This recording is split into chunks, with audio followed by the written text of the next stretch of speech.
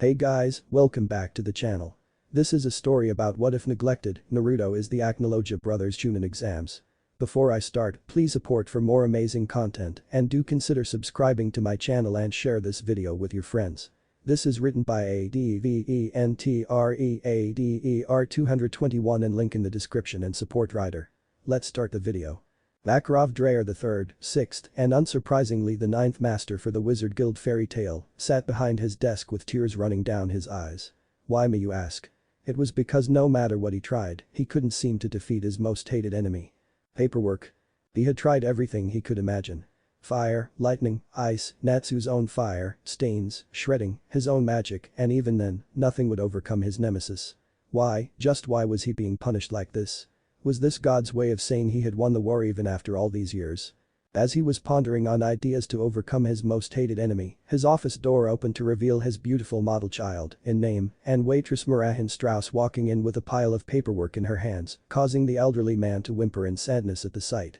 Was he being punished by some unforeseen forces somehow? Not even the other masters had this amount of paperwork to fill out and were able to have at least some form of free time for themselves by lunch.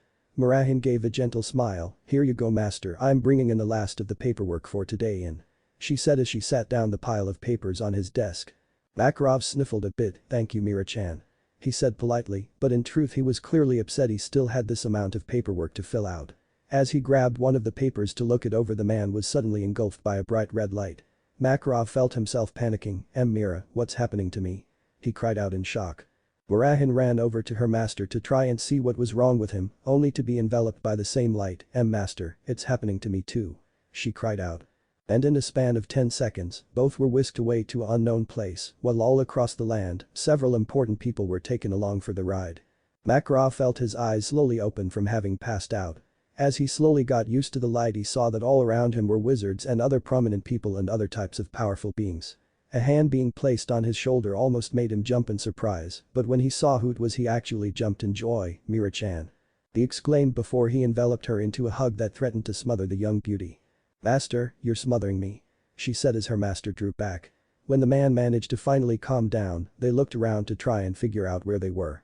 In the end, they came to the solitary conclusion they had absolutely no idea where they were. They couldn't use their magic, they couldn't teleport, they were stuck. Truthfully, it made an incredibly large portion of them freak out by this knowledge, and it was during this commotion that a bright light was shown. "What's that?" Levi said in confusion. When it died down, it was revealed to be a set of 3 things. A table, a book, and finally a note for them. Makarov gulped nervously as he picked up the note expecting it to blow up, only to see that it had something written on it. Marahin, seeing that her master wasn't in trouble, walked up next to him and picked up the book and read the title aloud. "RDK," she read with a confused look. "Okay, I hate to do it, but somebody has to ask, what kind of title is that?" she asked in confusion. Makarov cleared his throat. "I think it's because of this," he said, waving the note around a bit before he was bombarded with questions. When everyone managed to shut up, thanks no part to Natsu himself. "Thank you for that, by the way boy," he read the note. "It says, members of the fairy tale world, this story you are about to read, aptly called, The Redemption of the Dragon King, is something we have been stalling for too long. Enjoy, for there are things that even you do not know of yet that will come to light. Sincerely Anonymous." "That is all," he said. Bray crossed his arms. "Well, that's just creepy. Somebody brought us here, and they didn't even tell us who they are or even give a specific reason as to why they brought us here," he said with a huff. Makarov held up a hand. Now, we mustn't get upset. I'm sure whoever brought us here had a specific reason as to why they did," he said as he opened the book and cleared his throat. "Since I picked up the book, I'll go first to get it out the way," he said as he begun to read. An unexpected reunion. Acnologia. The first word of the story is the name of that monster I already hated," Kana muttered as she grabbed a bottle of booze. Natsu shrugged his shoulders. "Even if he was a deranged psychotic jerk, I still have respect for him and his power. He definitely earned his title of Dragon King," he said with a wide grin. "You only say that because you were the one to beat him, Salamander," Gajil muttered. Watches the scene below him in morbid fascination as Tenru Island completely vanishes thanks to his breath attack. Acnologia was a truly terrifying beast to behold. He was around 50 meters tall. The top half of his body was covered in black armored scales. He had 4 horns protruding from the sides of his head extending backwards. The front of his head was round and blunt, his eyes were wide and beady, his mouth housed razor-sharp teeth, and his chin protruded into the shape of an arrowhead. His wings were black and had a feathery appearance to them, like a bird's. His underbelly, inner tail and legs were all a dull gray color. His tail was long and ended in the shape of sharp dual-pronged stinger. The most distinguishing feature were the blue tribal markings that covered the top half of his body. "Oh yeah, that's him alright. Can't ever forget such a menace." Jet growled out. "Is it just me or is he a bit bigger than the one we know?" Droy asked. The recently acknowledged pregnant Levy sighed as she rubbed her nose. "No, that would be just his regular size. Be glad it wasn't him after he ate the time rift." She muttered out, "Gadgiel, get me some cupcakes, I'm craving sweets. Also don't forget the sour candies as well." She demanded as Gadgiel stiffened and sulked as he went to do as he was told. Hey, that little pipsqueak could be scary if she wanted to. The black dragon had originally come to the island, sensing the black mage, Xerath, was on it. "That's strange, why would he be looking for Xerath of all people? I thought he was a mindless monster when we saw him," Lucy said in confusion. "If you'd all quit interrupting I'm sure we'd find out," Urza said loudly. "Yes ma'am," Lucy squeaked. "He wanted to kill the worthless human for the sins committed against him 400 years ago.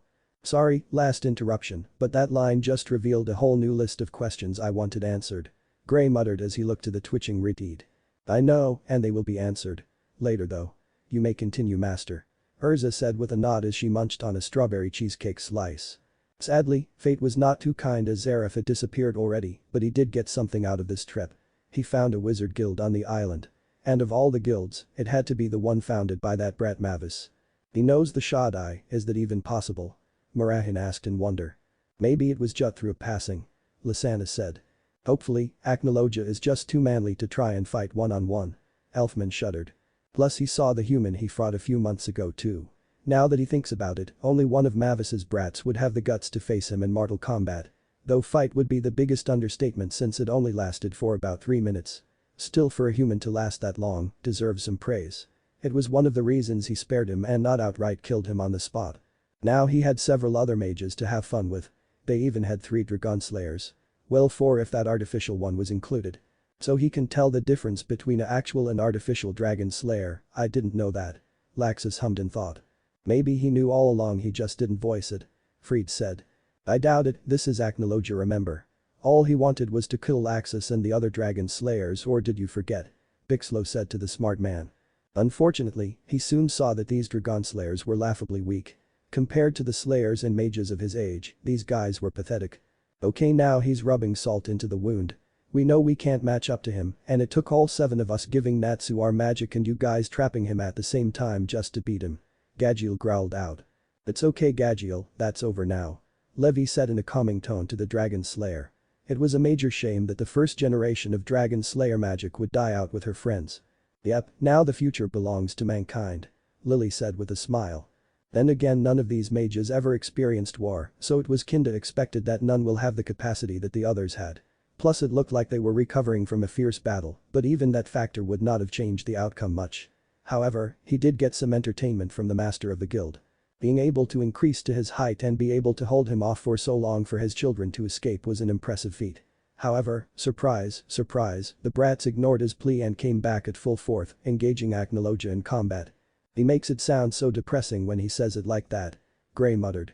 "Juvia agrees, Gray-sama," Juvia said. "But of course there is the voice of reason for the ice user." "Gee, thanks Juvia," Gray said with a sulk. "Gray-sama is welcome," Juvia cheered. The dragon had to mentally shake his head at this. Why was he not surprised? Humanity really was one stubborn species. "Damn right we are," Bacchus called out from where he was listening. "Wild," the rest of said man's guild cried out. "Seems Bacchus is here as well. Funny I didn't see him," Urza commented with a smile. "No matter how hard you put them down, they just keep coming back up like roaches." Though he must admit these humans were entertaining him more than he had anticipated. Hell, the 3 Dragon Slayers managed to push him into the sea. This piqued his interest ever slightly, and he decided to test the brats and see if they would be worthy of his attention in the future. He rose from the sea and prepared to launch a breath attack upon them. The mages then began gathering their magic together when his attack was launched. At the last moment, a sphere appeared blocking the attack. However, the collision caused a massive explosion to erupt from the chain reaction. Now as acnologia looks at the emptiness where the island once stood, he senses a large magical energy below the surface of the sea. The dragon chuckles in amusement. "So they survived, huh? Those humans are a tenacious bunch, I will give them that." "So he was testing us, what for?" Happy asked in confusion. Maybe for our future fight against him, you never can be too sure with acnologia. Carla said with a shrug. He looks around and no longer senses Zareth. The dragon growls at this, since he was hoping to end that immortal's miserable existence for good, but it seems he was having too much fun. Seems he doesn't have a vendetta against us as humans, but rather Zareth. Interesting. How very interesting. Evergreen said in thought. I hadn't thought that there would be a version of acnologia who resented your brother Natsu. Gray said, having heard how he was supposedly related to Zareth. Yeah, Natsu nodded dumbly. Oh well, it wasn't a total loss. He got to have a little fun. Something he hasn't had in a very long time. He decided it was time to leave and return to his lair on Mount Zonia. He flaps his large, black wings and sets off to the horizon. While he flies back home, he remembers a time when he was once human like everyone else. One that fought with the same tenacity and loyalty for his fellow comrades. But all the humans and the cats cried out in shock. Is that even possible? Jura asked from his seat. I can't answer that. Makarov said as he picked the book back up, having dropped it in shock as he read the words. He was loud, brash, and idiotic like that fire dragon slayer. But he was betrayed by the very people he fought for, and those he thought he could trust just left him behind as he was slowly tortured and rotted away until he was finally executed. That's so sad, and he was such a nice man when he begun his journey. Elfman wept. Man. A certain troll cried, causing the resident redeeded knight to shiver. Why would they execute him? Did he do something he wasn't supposed to do that they considered bad? Urza asked in shock. Says it'll be revealed later in the story, but it says to expect to get angry at the explanation. Makarov read on the side note. Clearing his throat he continued. What was his name? It had been so long that he became forgetful of his old Rudo. Menma. Naruto. Naruto. That was his name. Naruto Uzumaki, future Hokage of Konoha, believe it. He chuckles in amusement as he remembers his old catchphrase. Murahin gives a giggle, it is cute if you think about it. I wonder what caused him to change. She asked herself in wonder. That was what he used to scream at everyone. It was his idea that if he became the Hokage, then everyone will begin to look up to him. It was only when he was imprisoned that he realized how foolish that dream really was. They would never accept him no matter what he did for them, they would always see him as a demon. Which was really ironic, considering what he is now. I didn't know he had it so rough as he did. Laxus muttered. Yeah, I actually felt bad for the guy. Gadgil said in sympathy. I'm curious as to how he survived. Natsu said curiously. Poor guy had to endure torture. Wendy said sadly. What's a Hokage? Lily asked. It doesn't say. Makarov answered quickly as he continued. Plus, needing to become the strongest to get everyone to see you and accept you was a foolish goal. People either saw the real you from the very beginning or they saw what they wanted to see. Sadly, only one person saw him for what he truly was. A sad little boy that wanted to accepted, to be loved. The one girl that did this for him, but he never noticed, or was it that he couldn't accept her? She was the only one to try and visit him in prison for comfort and not to scorn him. It was when she confessed her love to him that he felt truly happy in a long time and at peace at his impending doom. They made a promise to one another on that day that they swore to honor for the rest of their lives. Ooh, it's a forbidden romance, I love it. Bacchus cried out happily as he raised his gourd into the air. Huh, I did not expect that. Elfman told himself. Nah, he just likes a good story. Urza said with a smile. Sadly Naruto, or acnologia, now had long forgotten that promise after everything he went through in his second life. He wondered how the girl's life was and if she was strong like she promised she would become. Part of him wished he could see her again, but he had no way of going back to his old world on his own. Wait, world? Is he from Idolas or something? Wendy asked in shock. Hold on, let me continue. Makarov said, hoping it would be answered. Perhaps one of the dragons would help him. However, he rid himself of that idea as quickly as it came. None of the dragons, nor any of their allies, would help him with anything he asked of them. Especially after the slaughter he caused 400 years ago. Well, at least he knows that they would be wary of him. I wouldn't blame them though. Kana said as she took a sip of her booze. Well, since Zareth is the one he's after, maybe he forced the transformation on him unwillingly this time. Lucy said in thought. Nah. Several members said at the same time. He won't deny that part of him enjoyed the death and destruction he caused, but not all of it was his fault. That is true, my mother explained to me the problems that came with those who become a dragon slayer. Urza said. I'm still shocked at how she was the creator of dragon slayer magic. Wendy muttered, causing Natsu and Gadgil to do a spit take at what they heard. However, it was pointless to argue who's to blame and regret. He did wonder though why none of the elders or the deities of the dragon race have done nothing to stop him. Probably because he is too strong even for them. Sting said from the crowd. Maybe not, he did say deities of the dragon race. They must be either extremely lenient or just don't care he slaughtered the dragons. Rogue commented in thought. That could be true. Sting hummed in agreement. Perhaps going to them, he may get an answer. However, before he could allow himself to ponder any further, a flash of light appears before him, blinding his line of sight. He growls at whoever is foolish enough to surprise him. Who dares come before Acnologia, the Dragon King? Acnologia got no answer as the light got brighter before it envelops his entire form. When Acnologia finally regains his sight, he sees nothing but an endless, white void around him. He growls in annoyance. Who has called me here? Show yourself, you coward. I wouldn't leave him waiting, it usually ends with worldly destruction. Urza commented. Yep. Was the unified agreement. Who the hell are you? You look like an overgrown lizard. Roared a voice behind him. Okay, who wanted to die? Minerva said in annoyance. Not something you want to call the guy who can destroy the world on his own. Sting muttered in annoyance. He looks behind and is shocked at who was yelling at him. The first person was a woman with a slender and feminine build. She stood at 5'4". She had blood, red hair that went down to her ankles with 2 shoulder-length bangs on each side of her face. There was 1 black hair clip on the left side of her head. She had violet eyes and a light complexion. She was wearing a high-collar white blouse under a loose-fitting green dress. She looked rather annoyed. The other was a tall tan man that stood at 5'9". He had spiky blonde hair. His eyes were a deep shade of blue. He wore a long-sleeved blue sweatshirt with 2 red swirls on the sides of his arm. On top of that he wore a light green vest with 6 pockets on the front. The most noticeable attire he had on was the white short-sleeved cloak with the fire patterns at the bottom. The man was trying to calm the woman down. The third shocked him the most and who he paid the most attention to. She was standing at 5'4". She wore a light lavender sleeveless kimono-style blouse with vertical lines. It was tied with a violet obi around her waist. She had short dark navy pants with thigh-high stockings along with black high-heel boots. Her hair was a dark blue with a Heim cut at the front while reaching past her waist. She had 2 bangs that reached her chin. The most noticeable thing were her eyes, they were pupilless and had a hint of lavender in them. Okay, so he knows them if it shocks even Acnologia, or I guess Naruto to not be able to say anything. Laxus commented. I guess the girl that looks blind was the girl who loved him. She's cute. Wendy said. So who are the other people, the ones who betrayed him the most? Gray said in confusion.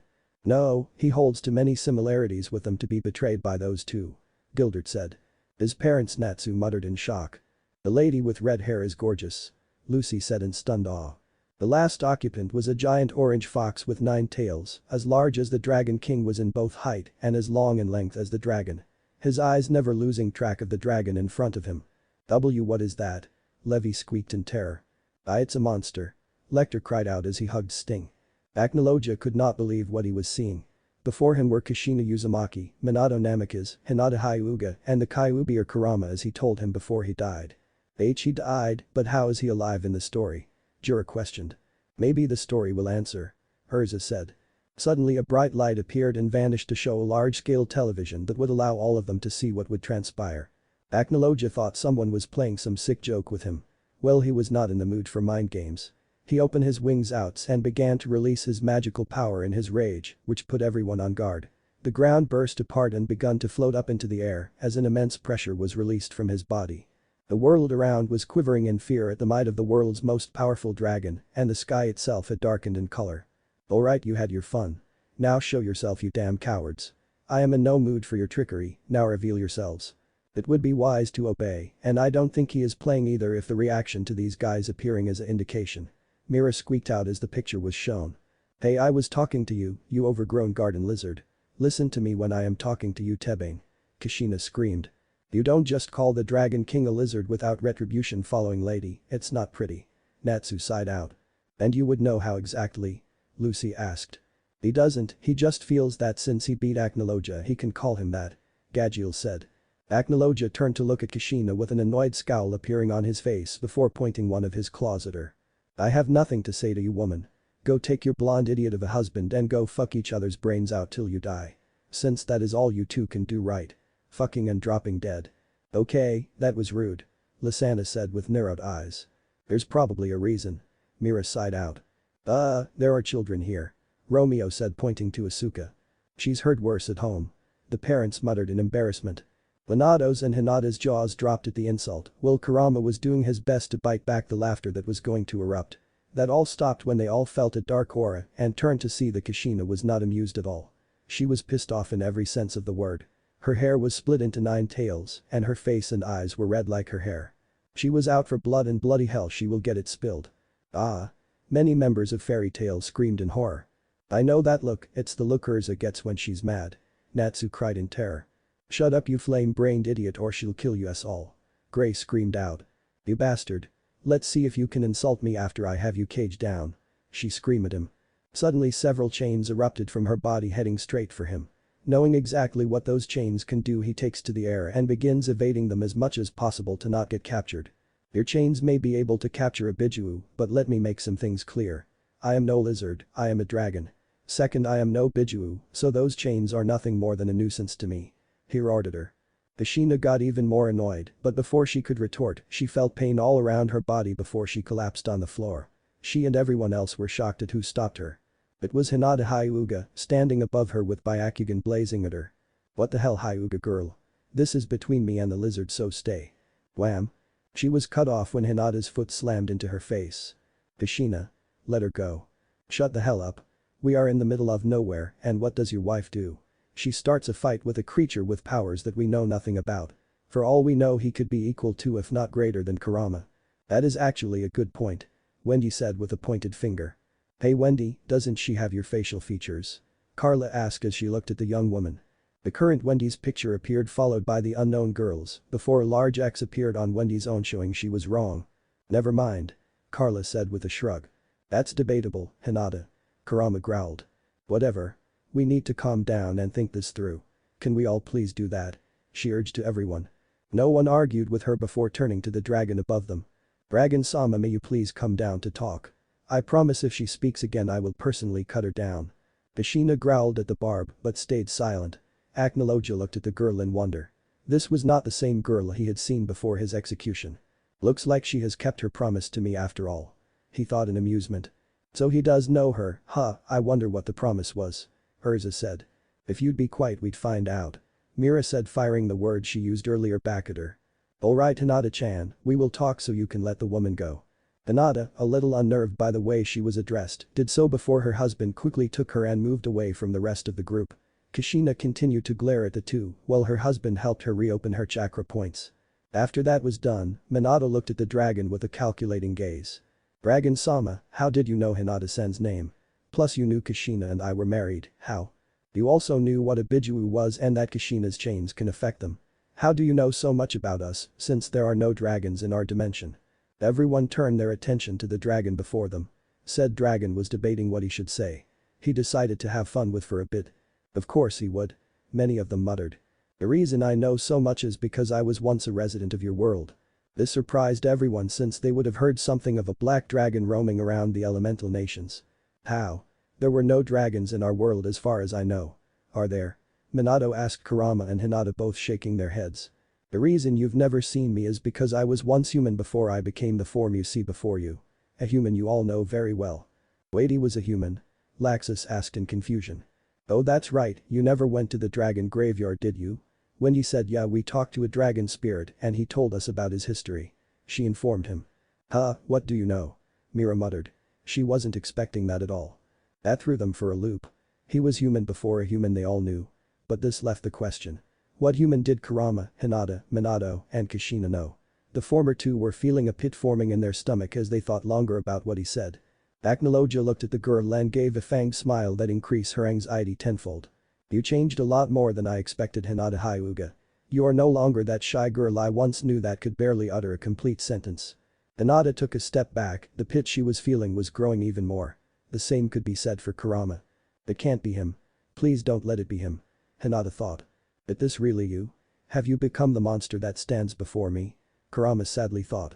Minato and Kushina were still unsure but they were also feeling a pit forming for them. What is this feeling of dread that is coming over me? The two thought. Hey don't sweat it, I would be scared too learning somebody I cared for become such a monster. Natsu said heartily. Natsu, do me a favor and be quiet. Lucy sighed out. Hinata gulped before asking the question that will confirm this fear of hers. How do you know so much about me? How do you know I was so shy before? Acnologia tilted his head to the girl. I know you because you promised me the day before my execution that you would change and become the strongest Kunoichi in your village. It was also when you confessed your undying love for me. Does that ring any bells? Acnologia retorted. Okay, now he's just being rude. Happy said, quite upset. This is Acnologia, remember Happy? Wendy asked him with a small smile. It did ring some bells. Hinata took several steps back before covering her mouth. Her white as tears fell from them. Kurama was looking at Acnologia with both shock and sadness. "And Naruto-kun?" she asked. Minato and Kushina snapped their heads between the girl and the dragon. Hinata, what did you say?" Minato shakily asked. He hoped he heard wrong. His wife was also shaking, hoping this was all a nightmare. Hinata did not turn to them, instead focused on Acnologia. Are you Naruto-kun?" she asked again. Acnologia simply sighed before looking at her again. "Yes. I am Acnologia, the Dragon King. The Black Dragon of the Apocalypse. But when I was human, a shinobi. I was known as Naruto Uzumaki. The last Jinchuriki of Kurama, the Kyuubi no Yoko." The occupants just looked at him in shock, sorrow, and horror. The latter being Minato and Kushina. Hinata took several steps before she was in front of him. She slowly puts her hand on his snout and gently rubs it. "Naruto-kun," she said quietly. Acnologia would never say it, but he was enjoying the girl's soft hands on him. They were so warm and comforting. It reminded him of Anna and the others. "I'm surprised he could feel anything. I originally thought he was a monster, and yet I am seeing an entirely different side of such a menacing entity." Jura smiled. "There are always two sides to every story, Jura-san, let us figure out what is," Shilia said with a smile. He decided to play nice with her. Acnologia's body began glowing brightly, which made Hinata pause and take a step back. Everyone was shocked as he continued to shrink, and his feature changed until they became more human. He continued to shrink until he was about the same height as Hinata, if not slightly taller. When the light died down, the sight before them shocked them for a new loop. Where Acnologia once stood now was a man with a well-defined face and a chiseled chest littered with several scars around his torso and arms. His only form of clothing were black baggy pants and black cloak. He had a necklace of fangs around his neck. He had spiky blonde hair like Minato's. He had slitted eyes with the deepest shade of blue that anyone had seen. The most striking feature were the 3 whisker marks on each of his cheeks. It was Naruto Uzumaki. A much older Naruto Uzumaki. The man looked at the girl in front of him before slowing putting a hand on her cheek. This startled the girl before she allowed the warmth of his hand to fill her. "Oh my, he is certainly handsome." Mira smiled. "Those whisker marks are certainly unique." Urza commented. "Well, he certainly dresses like the Acnologia we know, but he is so much different at the same time." Laxa said. "Yeah, the Acnologia we knew had blue-colored hair, this one is a blonde." Natsu said. "And what's wrong with being blonde?" Lucy scowled. "Nothing, I'm just noting the differences between the one we faced and the story version of him." Natsu shrugged at her. "Oh wow, he is rather young. I am actually quite shocked." Jura said in surprise. "If anything, he's centuries old man in a young body." Gajiel said. "Says here, Naruto was 19 when he transformed." Makarov quoted. What everyone shouted in shock. "He that young and he's so powerful." Elfman grunted out in shock. Amazing, he's as old as us when he rose to the top of the food chain." Natsu said in awe. "I have missed you, Hinata," he said softly. Tears began to fill her eyes and Hinata soon began to cry before enveloping him in a hug. This shocked him before he reluctantly but slowly returned the hug. Naruto-kun sob, Naruto-kun sob. You're back. Sob, I thought, sob, I would never see you again. Sob, I missed you so much." Naruto simply hugged the girl and let her vent it all out. He wanted to enjoy this reunion. Because for the first time in a long time he was content and happy. "Oh, it's so sweet. Wahaha." Bacchus begun to bawl his eyes out. "I just love a good love scene, bahaha." The manly man cried his heart out. "I never took him a stickler for a touching thing like that," Mira said. "I said it before and I'll say it again, he likes a good story." Urza muttered. The eyes are wide as the two figures fade into existence. One has long wavy blonde hair and green eyes, while the other has short pitch black hair and black eyes.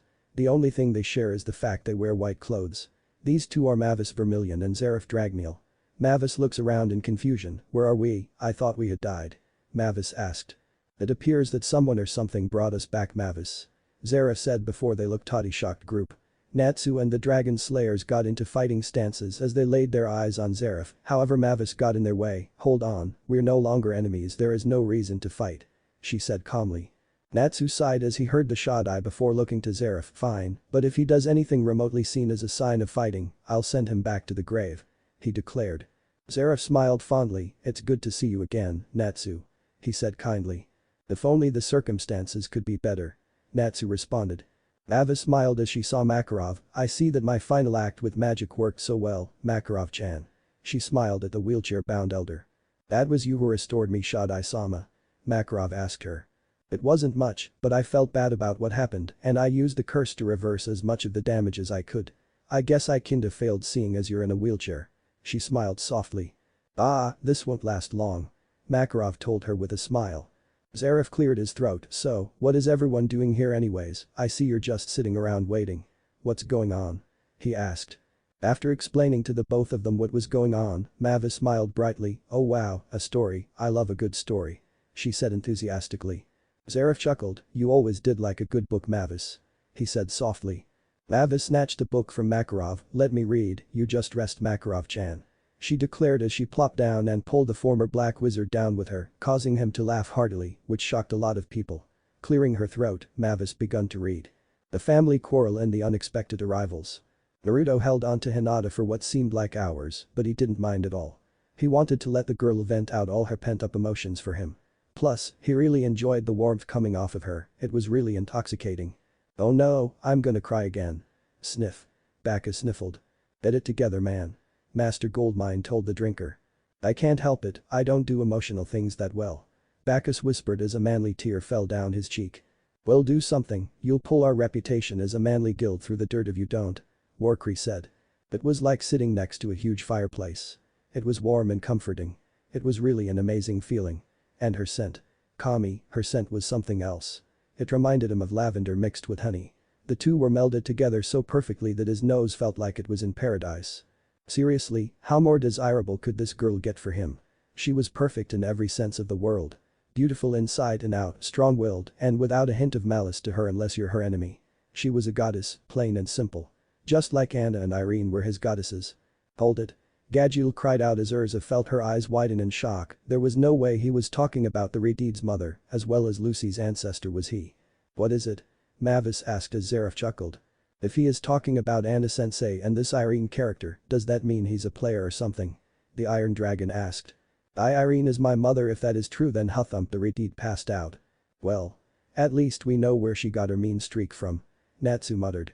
That's a scary thought.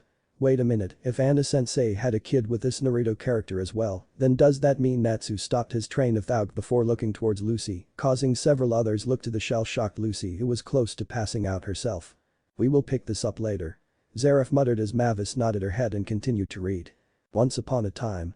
Returning from his daydreams, he looks down to see that the girl's crying had diminished to soft sobbing, but he can hear her say something, but it was too muffled to understand a word. Looking at the other occupants, he sees Kurama watching the scene with an amused expression on his face. Naruto had to fight the urge to roll his eyes. He hadn't changed at all. He was still the same smug, sneaky bastard he remembered. He turned to the other two occupants and saw his parents watching the scene in shock. His mother was shaking while covering her mouth with her hands, while his father was just too shocked to say or do anything. He decided he needed to address the other occupants, so he looks down at the girl before cupping her face with his hands and brings it up so she was looking right at Naruto. The two stare at one another for some time before he spoke. Hinata. Yes, Naruto-kun? She asked softly. While this reunion is heartwarming and very welcomed, we need to figure how we came here. Hinata nodded. An excellent point indeed. Mira said. Why don't he just take some time to at least reunite with them? It doesn't make sense. Lisana said. It might if we allow Shadai-sama to read more. Evergreen whispered to the young woman. Naruto used his thumbs to wipe the last of the tears in her eyes before walking toward the other three, with Hinata close behind. Naruto continues walking towards the other occupants in a leisurely pace. Meanwhile, Minato and Kushina were a nervous wreck. They had no idea how they came here. 1 minute they were in the afterlife and then there was a flash of light and they were here in this white void with Hinata and the Kyuubi. They were about to accuse the Kyuubi of being the cause, but Hinata warned them that if they did anything to the fox, they would pay. The Kyuubi said it had nothing to do with them being in this dimension, nor did it have the power to move souls that belonged to the Shinigami to another location. The two also noticed that the Hyuga was glaring at them venomously for some reason. Why? They had no idea. This did not sit well with Kushina, since she never liked it when people glared at her, so she glared right back. The two remained in that standoff until acnologia showed up. Now they find out that this dragon was their son. How? Why was he like this? What happened to him in Konoha? As he walked towards them, they wondered what he would do. Does he know who they are? How would he react? Hugs or beatings? However, they were wrong on all accounts, since Naruto completely ignores them and walks straight to the Kyuubi. Naruto does not stop to acknowledge the other two as he walks until he is right below the Kyuubi. "It's good to see you, Kurama. It has been a very long time." Kurama smiles. "Yes, I guess for you it has been a long time. For me it's been 8 to 9 years. Still, I'm glad to see your ugly mug again, kid. I see death has not changed your smart mouth, you baka kitsune. But I still missed you." Friendly banter with the dragon-sized rodent, amusing. Zara smiled as he looked at the screen. "I wouldn't be surprised if he fought that thing and won," Makarov muttered. "That would be a fight worth watching." Natsu grinned. "Please, compared to your vixen, our reunion isn't that great. Oh, by the way, how did your vixen feel? You got an up-close experience with her assets, how was it?" Hinata was blushing madly at the question that the Kyuubi asked Naruto. Naruto's answer just made it worse. "They were soft, warm, and comforting. Overall best feeling I had in a long time." "So he's a pervert, great." Minerva spoke with a bit of apprehension in her voice. "Nah, he's speaking bluntly. It's how Natsu speaks." Happy giggled out. "Oh yeah, I see it now," she stated. Hinata was by this point reaching atomic levels of red before covering her face with her hands. Kurama snorted before he began laughing like a maniac. His laughter echoing throughout the void. "Ahahahaha. Aw man, I really do miss these conversations with you, kid. You always made them entertaining. Never a dull moment with you." Naruto smirked. "I wouldn't be me if I wasn't unpredictable." Kurama then shifted to a serious expression before looking at Minato and Kushina, then looking back down at Naruto. "Aside from the fun and games, Naruto. I think you have to settle some things and this is as good as time as any." Naruto sighed. He knew he was right. He couldn't avoid this, no matter how much he wanted to. It was time to bury this part of his past for good. He nodded before turning around and walking to the two sources of his past. His parents. The same ones that decided it was smart to seal the Kurama in him and leave him with the most irresponsible adults to watch over him and a village that wanted his blood. Blood that they kept trying to take for nearly 13 years. Many times they nearly succeeded, but Kurama healed him from his near-death beatings. "What? Why I ought to go to this village and wipe them from the face of the earth." Makarov roared out. "Calm down, master, this isn't good for your recovery," Mira said calmly, though one could see the pain in her own eyes from what she heard. "Fine, I still hate it though," he muttered. Then there was also the Sandaime Hokage, who did jack shit when it came to helping him. All he did was sent the mobs that hunted him to INT, but they always got out and came right back to hunting him. All because the useless old man could do nothing against the civilian and shinobi councils. The clan heads were also just as useless. Don't even get him started on Kakashi, Jiraiya, and Tsunade. The less said the better. He stops his train of thought as he was about a meter away from them before standing still. He continues to look at them with the most blank expression any human being or dragon could produce. He almost looked like a statue, which worried Minato and Kushina even more. "Hello Minato, Kushina. You look healthy for two dead people." "Wow, he can grind stone with that monotone voice," Laxa said with a raised brow. "Sheesh, he must hate them or something if them dying has this kind of effect," Levi commented. "I really want to see what happens now, Gihi." Gagiel snickers. The aforementioned duo flinched at the dull, bland tone in their son's voice. Minato gulped before looking at Naruto's blank, cold eyes. "Then Naruto, do you know who we are?" "How would I not know the great Yondaime Hokage? The great slayer of the Kyuubi and the savior of Konoha. Then we have his wife, Kushina Uzumaki Namikaze. You are like gods to the people of Konoha. Why wouldn't I know who you are?" Naruto spoke blankly. "Naruto, I meant." "I know what you meant, Yondaime." Naruto cuts him off before he continues. "Uh-oh, he's mad," Jura muttered. Better at them than at me," Gilderts chided. "Oh yes, I do not want a dragon mad at me. It wouldn't do for the health." The wizard saint laughed. "So, you know. That you are the parents that ruined my life and left me for dead in Konoha. Yes, I know exactly who you two are." The two flinched at his cold tone, but they were confused by what he said. "Naruto, what do you mean we ruined your life?" "I mean I know having the Kyuubi and you may have been bad, but you had Sarutobi, Kakashi, Jiraiya, who we named as your godfather, and the good people of Konoha to look after you." Minato smiled wondering what he learned from everyone. "Don't forget about Tsunade Tebane," Kushina exclaims. However, their cheerful drops when they felt an immense Kai aimed at them. They looked to see Naruto glaring venomously at them. The whites of his eyes glowing, giving him a very eerie look. The Kurama just shakes his head at their stupidity and Hinata had activated her Byakugan in her rage. Naruto continued to glare for a good while before he spoke in a cold whisper. "Not that bad. Looked after. Good people of Konoha." His voice was growing much angrier and louder. You stupid, naive, idealistic, arrogant pieces of shit. At this point his voice was raised higher. He was now screaming at them. You have the fucking nerve to say to my face while fucking smiling no else. What fucking village were you living in? And to answer your goddamned question, no. I was not well looked after. The moment after you sealed the Kurama within me, I had people screaming for my fucking death. Jiraiya, Kakashi, and Tsunade as you well put it, did absolutely fucking nothing for me. The goddamned fucking Sandaime was even worse. He gave into that 2-bit fucking console like a damn submissive bitch. I was forced to live in a damned orphanage till I was kicked out when I was fucking goddamned R. I lived on the fucking damn streets for nearly 4 fucking years. I was put in an fucking apartment building in the fucking red light district of Konoha. Hell, the residents there treated me more human than the rest of the fucking goddamned fucking village. I have been beaten, tortured, stabbed, electrocuted, burned, drowned, and raped by the very people you saved. And you know what they fucking said as they fucking did all that to me? They said a demon like me has no fucking right to live, that they are honoring the Yondaime by finishing his job. So you tell me, what in the fucking hell did you fucking think you were doing when you fucking gave me a goddamned fucking death sentence in that village? This is censored, right? Biska asked as she covered her daughter's ears to avoid corruption at a young age. Alzak shrugged his shoulders. We're such horrible parents. Biska said, sulking as a rain cloud popped into existence above her head, along with a small bolt of lightning, showing how depressed she really was.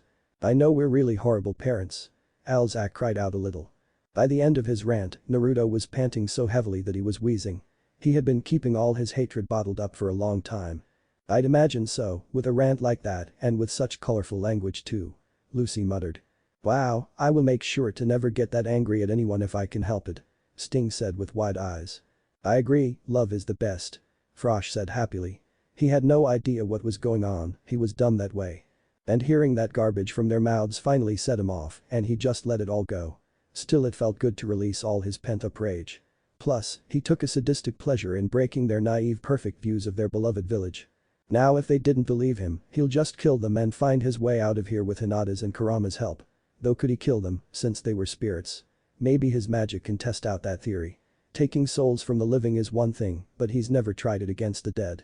He is cut from his train of thought when he feels a hand on his shoulder and looks over it and sees Hinata looking at him with concern. He gives her a nod to confirm that he was fine. Yoing. A voice softly says. Naruto and Kurama with their heightened hearing picked it immediately. Naruto sighed in annoyance before looking at the two and sees both their heads down, their bodies shaking. Excuse me? You wanna repeat what you just said, human? Naruto growled out to his human father. Hinata looks up. You're lying. There's no way that happened to you. You must have exaggerated what they did to you. Konoha is one of the best villages in the elemental nations. Konoha would not do those things to you. Minato yelled defiantly. Kushina looked like someone whose world had been completely crushed and hoped everything she heard was a lie. By this point both Hinata and Kurama released their kai aiming a trident at them. Hinata was looking very jumpy to strike them. Naruto palmed his face with both hands and he was trembling in rage. He slowly takes his hands off and his parents took steps back in fear. Naruto's eyes were completely white and they were shining. It was really a terrifying sight. Naruto stomps over to them. However, Hinata beats him to it by appearing right in front of Minato. She rears her hand back and… Oh shit, she's lost it. Elfman muttered. And what's that supposed to mean? Evergreen asked him. Was his response. Zarif chuckled lightly, these kids sure were fun. Makarov merely prepared to wince. Slap. Yup, there it was, at least she didn't hit him in the nuts. The slap was heard throughout the entire void. Everyone was shocked that Hinata slapped Minato right in the face. Hinata then calls out. 8 trigrams. 64 palms. Minato grunts in pain from the unexpected attack. No one could do or say anything as Hinata closed Minato's chakra points, leaving him vulnerable to attack, but Hinata was not even close to being done with this blonde fool. She grabbed him by the collar and… Slap. Slap. Slap. Slap. Slap. Slap. Hinata continuously slaps Minato back and forth, again and again. Her eyes filled with such rage and malice that Naruto would never expect from the shy girl he once knew. You're a fool. You are a fool. You fool. You fool. You are such a fool. What the hell does he gain from lying to you? I'll tell you. Absolutely nothing. I can attest to all that he claimed, since I have seen how much that piece of shit village treated him far worse than any criminal in the world would be treated. He fought and bled for that village. And you know what that got him? The grave 6 feet under and an execution for false accusations that your village made against him. Hinata cried out to the man, you wanna know the best part? Those people you left to take care of him did nothing to ease his pain. They turned their backs on him and went into their own little world to ignore him. Now here you are and all I hear is this fucking bullshit from you. You miserable piece of shit. I hate you and your bitch so fucking much right now." Hinata ranted off as she swung again and again against Minato's face. Blood was on her knuckles since she quickly morphed from slapping to straight up beating the yondaime with her fists. Naruto and Kurama just looked at the scene in shock and awe. Agil leans over to Lily, "Remind me to never piss Levi off." He told the cat, who nodded in agreement. "I think we should worry more about Urza than Levi-san." Lily spoke to him. The latter much more for the blonde. Naruto had never seen Hinata this mad, hell he never heard her swear in his life. He had to admit he enjoyed seeing the girl beat the foolish man into a bloody pulp. It was rather flattering and kinda hot. He then noticed movement and saw Kushina about to intervene. He decided it was time for him to get involved as well. Back with the other three, Kushina could not stand seeing this anymore and decided to make a stand. "That's it, you little bitch. Let go of my husband Tebane." Kushina shouted as she was about to strike Hinata, but the girl managed to get out of the way before Kushina inflicted any injury to her. Hinata skidded on the white floor before looking up at the yondaime's wife with rage. The same could be said for Kushina. The two hated one another. One for ruining her beloved's life, while the other believes the other is manipulating her son or whatever that thing is. The two continued to glare at one another while Minato slowly got back up and reopened his chakra points. His face was hysterical. He had one black eye that was beginning to take shape. His cheeks were bloody red and had splotches of blood in some areas. His lips were busted and leaked blood from the side of his mouth. His hair had some patches of red from the blood he spilled. All in all, it was a hilarious sight, especially for Naruto and Kurama. "You gonna pay for that, you bitch?" Kushina growled. "The feeling is mutual, old hag." Hinata sneered. "Ah, the banter, I miss it," Natsu said with a sigh. Hate to break it to you, but you never did any banter when you got into a fight, Natsu," Lucy said to him. "Way to bring me down." Natsu sulked, causing Happy to laugh at his friend. That was the last straw as both charged at one another. Minato was about to charge in his support, but Naruto appeared in front of him. "Get out of the way, Naruto." "No." Naruto blankly replied. "Get out of the way, Naruto." Now Minato was shouting. "You have no say in what I do, yondaime. I am your father. I order you to stand aside. Now." Minato growled out. "Oh boy, he didn't just pull that card, did he?" Sting said uneasily. "He did, and what's more, he pulled it on somebody far stronger than him," Rogue stated. Naruto's glare intensified as his eyes glowed once more. "You are no father to me. You are a sperm donor that knocked up that red-haired cow you call a wife. Nothing more, nothing less." The Dragon King replied to his human father. Minato looked livid at that comment. "If you won't get out of my way, then I will force you." Naruto merely smirked. "You can try." Minato jumped backwards to create some distance between the two. He then summoned two shadow clones. Naruto raised an eyebrow at what the man was planning. The three men then took out several three-pronged kunai knives from their cloaks. The three then jumped in the air in different directions. The three hurled their kunai and shouted, "Kunai Shadow Clone Jutsu." Instantly the 10 or so kunai that the three yondaimes sent became 100. Naruto just looked lazily at the knives as they landed around him. While some did land on his body, they quickly bounced off because of his reinforced dragon skin. The three men then disappeared in a flash of golden light. Oration. Clever idea, yondaime. If I was any ordinary enemy, this would work. However, I am no ordinary enemy and I have faced far faster opponents than you. Naruto thought as his eyes glowed a blinding white. He tilted his head as an incoming punch came from behind him. He quickly raised his leg and slammed it into Minato's abdomen. The sickening sound of bones being crushed and organs being squeezed to their limits were music to the Dragon King's ears. Several people winced from a phantom pain. The Dragon Slayers in particular, as they had fought the man in hand-to-hand combat. Gildertz had winced in pain as he had fought it in a much harder battle and nearly died. It had been a while since he caused bodily harm to an opponent, and Kami was it good doing against the bastard that ruined his life. Minato then puffed in a cloud of smoke, indicating he was a clone. Naruto was unfazed by this, it just made torturing him all the more entertaining. Then the other two Minatos appeared and tried to stab Naruto in the back and the other on the leg. Both attempts failed as Naruto caught both by the arms, shocking them at how his son's reaction time were beyond anything he had ever seen. Naruto then brought the two together to end them, but the two quickly disappeared in a flash. Naruto was sick of this game of hide and seek and decided to end it. He raised his magical energy and with a wave of his hand, a violent whirlwind ripped all the kunai off the ground and destroyed them. The two Minatos were on the ground in shock at what Naruto had done. "It's pretty much like when he fought with us and he hardly ever moved from his spot. Wendy said. I think the only reason he moved was to just knock us down and then waited for us to stand so he could do it again and again. Laxa said. However, before the two could react, Naruto appeared in front of them looking at them with a malicious smile. A smile that promised pain and suffering. Without a second to react, Naruto plunged his hand into one of the Minatos in front of him while he held the other by the throat in a vicious vice grip. The one he stabbed screamed in agony and then puffed away.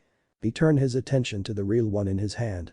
He then performed some gestures before a magic seal appeared on Minato's abdomen. Ooh, that can be good. Makarov said. I would believe so, a magic seal of that design usually deals in taking away abilities and power. Zara spoke softly. He's a genius, so just listen to the former immortal. Minato was panicking as he couldn't feel his chakra anymore. Hell, he couldn't move a muscle. What was happening? What have you done to me? He choked out. Naruto smirked. I just added a seal that seals away your chakra and makes you immobile. Making sure you can't run away. Minato was panicking and was about to call for help, but a harsh punch in the gut made choke on his words. No more talking. Now take your beatings like a man. Naruto sneered as he reared his arm backhand. Everyone prepared to wince at the look Naruto gave the man. Wham. Wince. Wham. Wince. Wham. Wince. Wham. Wince. Naruto punched Minato again and again. He could hear his ribs shattering and his organs taking damage. His face was getting more bloody and broken. He coughed blobs of blood as he was continuously pummeled. Naruto paused as he saw the blood mess that the yondaime was in. He decided it was time to finish this and help Hinata. Hi-ah! A scream came from behind. He spun around to find Hinata standing over equally beaten and bloody Kushina. She had cuts all over her body. Her hair was a mess and cut unevenly in various areas, and her dress was in tatters. Hinata, a foot planted on her chest as she looked down coldly at the woman under her foot. Kushina. Minato whispered out in horror at the state his wife was in. The only good thing you did was bring Naruto-kun into this world. Then you went and died and left him all alone. So do us all a favor and go back to the dead. Hinata raised her hand. To the shock of the occupants, chakra swirled into her hand until it formed into a sphere. The Rasengan. Naruto looked at the attack with a sense of nostalgia. It had been a very long time since he used his signature attack. And seeing Hinata using it against his mother just made her all the more appealing. I mastered this technique in honor of Naruto-kun. Your husband was the one that created it, right? So it's appropriate you die from attack that was made by your beloved's hand. Hinata sneered. Ah ha ha ha ha, it's so sweet of her to do that for him, Bacchus wailed out. Edim. A member of Quattro Cerberus called out as several of them tackled the drinker into a cloud of fists, chibified heads, stars and feet as they rolled around before it stopped to show a tied up and gagged Bacchus. Naruto just looked at the woman in awe, with lust clearly evident in his eyes. Kami, do I want her? But first we rid ourselves of the trash, then we can have some fun. Naruto thought gleefully before turning his attention back to his father. Well, yondaime, it's been fun, but I think it's time we end this for good. Minato just glared at his fellow blonde. Go to hell, you demon. You are not my son. You just made all that crap up and you dare take my son's appearance. You are an abomination to the world. He screamed at him. Naruto just gave him a look that screamed boredom, though with his eyes completely white, it was hard to see what he felt. As always, you are a disappointment. Farewell, Minato Namikaze. May you live with the constant regret of damning your son along with your wife in the afterlife. Naruto then charged his own Rasengan. Naruto and Hinata then struck their Rasengans to end their opponents, but… enough. A booming bellowed out. It was so loud and powerful that Naruto and Hinata lost control of their Rasengans and were sent flying into the same direction. Minato and Kushina were knocked out from the blast. Naruto and Hinata looked up to see the annoyed face of Kurama glaring down at them. I was wondering when that fox would act. Mira said, she had kept quiet most the chapter to see what would happen. I guess we'll see what happens next. Lisana said. Naruto was about to reprimand him, but Kurama cut him off. Not a word from any of you. Naruto, I understand you are pissed, trust me, I know that better than anyone. The same goes for you, Hinata. Both of you need to let this go and focus at the matter at hand, which is getting us out of here. These idiots pissed you off, I get that. Hell, I got pissed off too when they said that crap to you as well. Kurama growled before sighing as he calmed down a bit. But what we need to focus on is how to leave this void and not begin pointless fights because of old feuds. If you let your rage consume you, you'll be no different than the Uchiha that ruined your life and the other Uchiha that was consumed by his hatred for his brother. Do you want to become like that? No. Then can you all cooperate until this matter is settled? I have the feeling that being called this Uchiha is a big no-no. Urza said as she sat up, the shock of her potentially being this man's child slowly ebbing away. Urza, you're awake. Happy said happily. Yes, I was overcome by these emotions that I had not felt in a long time. She said, but I am fine now. She told Happy. I would gander as much to say it is true. Mavis said as she looked at the side. No, says he had a rivalry with a man with a last name and he betrayed him and nearly killed him in a fight. She said. Damn, that's messed up. Bixlow said. Naruto growled at the fox in anger, but eventually realizing that the fox was right.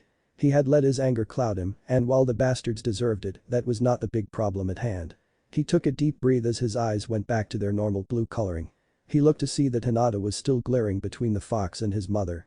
Hinata. She turned to her beloved. Grab the woman and bring her to Kurama so we can heal her along with the bastard next to me. Pointing down at Minato. Hinata glared at him in frustration. No. This woman does not deserve such kindness and neither does that man. She growled. Wow, no sympathy for the ones who made you. Fried said in dull speech. I wouldn't show any either and I'm sure you would do the exact same if it was you. Evergreen chastised him. Well, he couldn't exactly respond to that one. Hinata, we have bigger worries than these idiots. Please do this for me. He asked softly hoping it would work. It did. Hinata glared at the two before sighing and grabbing Kushina by her hair and dragging her to the Kyuubi. Naruto likewise did the same with Minato. Naruto put the same immobilization seal on Kushina before he allowed Kurama to heal them. The two eventually regained their surroundings and remembered where they were. The couple glared at the other duo in anger, but Naruto was not in the mood for it. You may glare all you want humans, but it won't change the truth of who I am. The two cage-level shinobi just growled at him in rage. You're no son of ours, you imposter. The duo shouted definitely. Naruto just sighed along with Hinata. The girl then turned to her crush with a curious look in her eyes. Naruto-kun, is there any way to prove to them that you are their son? Or show them your memories? It may be easier to convince them to help us. Stop calling that demon my son's name. Kushina screamed, but she was ignored. Naruto closed his eyes in thought before looking at Hinata. Yes there is, but they may still think I am lying. Then perhaps I can help you. A voice stated. Who's that, another dragon or something? Urza asked. I mean, we saw how deep a dragon's voice is so it's possible. Lucy stated. The occupants turned their heads to the source of the voice and were shocked at who the origin of the voice was. Two figures approached them. Both of these beings were equal in size to Kurama and were dragons like Naruto was when he first appeared in the White Void. I knew it. Urza claimed with a clenched fist. Okay, we get it, no need to gloat. Mira said with a smile. The first one had an aquamarine scales covering the top half of his body, while his lower body was covered in gray scales. His wings were bat-like just like the typical depiction of a dragon and colored aqua like his skin. His eyes were a very light blue that matched the sky on a bright summer day. He had a white flowing bear tied with a golden band going down his chin and had 4 horns on his head, 2 horns on the top of his head and 2 on his side that were golden at the tips and extended outwards and inwards respectively. A white unibrow covered his forehead and went up to his hair. He had 2 golden plates on his shoulders that connected at the front of his body with a chain. At the end of the chain was a large blue jewel. Past the plates was a long dark blue cloak that reached the end of his tail that had 2 golden bands like his beard. He also had 2 brown packs on both of his sides that were filled with books and scrolls. Wow, that is one old-ass dragon. Gagiel said dully. Even Igneel doesn't hold a candle to this one's age. Natsu stated. I think Wizloja might come close, but I'm not too sure. Sting hummed. From what I remember, Grandini was rather young even for a dragon. Wendy said in thought. That dragon surprised Naruto, but it was the second that surprised him the most and made him feel something he has not felt in a long time. Fear. The second occupant was a completely black dragon like Naruto's form, but his underbelly was a much darker shade of gray. He had 4 fingers for his claws and talons. His wings were also bat-like in design and had black transparent skin on them. He had 2 horns on his head and 4 on his chin. He had amber eyes with black horizontal slits. He also had bone-like horns that started on his head and then went down his spine to the end of his tail that was in the shape of an axe. The most noticeable attire on this dragon was the sliver necklace around his neck that seemed to have indentation in the center for some kind of jewel. Uh-oh, something tells me that this one means something to Naruto-san. Jura said. Good, give that ass a good scare. Gildert scowled. You said it, old man. Kana cheered with a bottle of booze being held aloft in the air. Naruto was shaking at who was in front of him. Hinata looked at him concerned at how afraid he seems right now.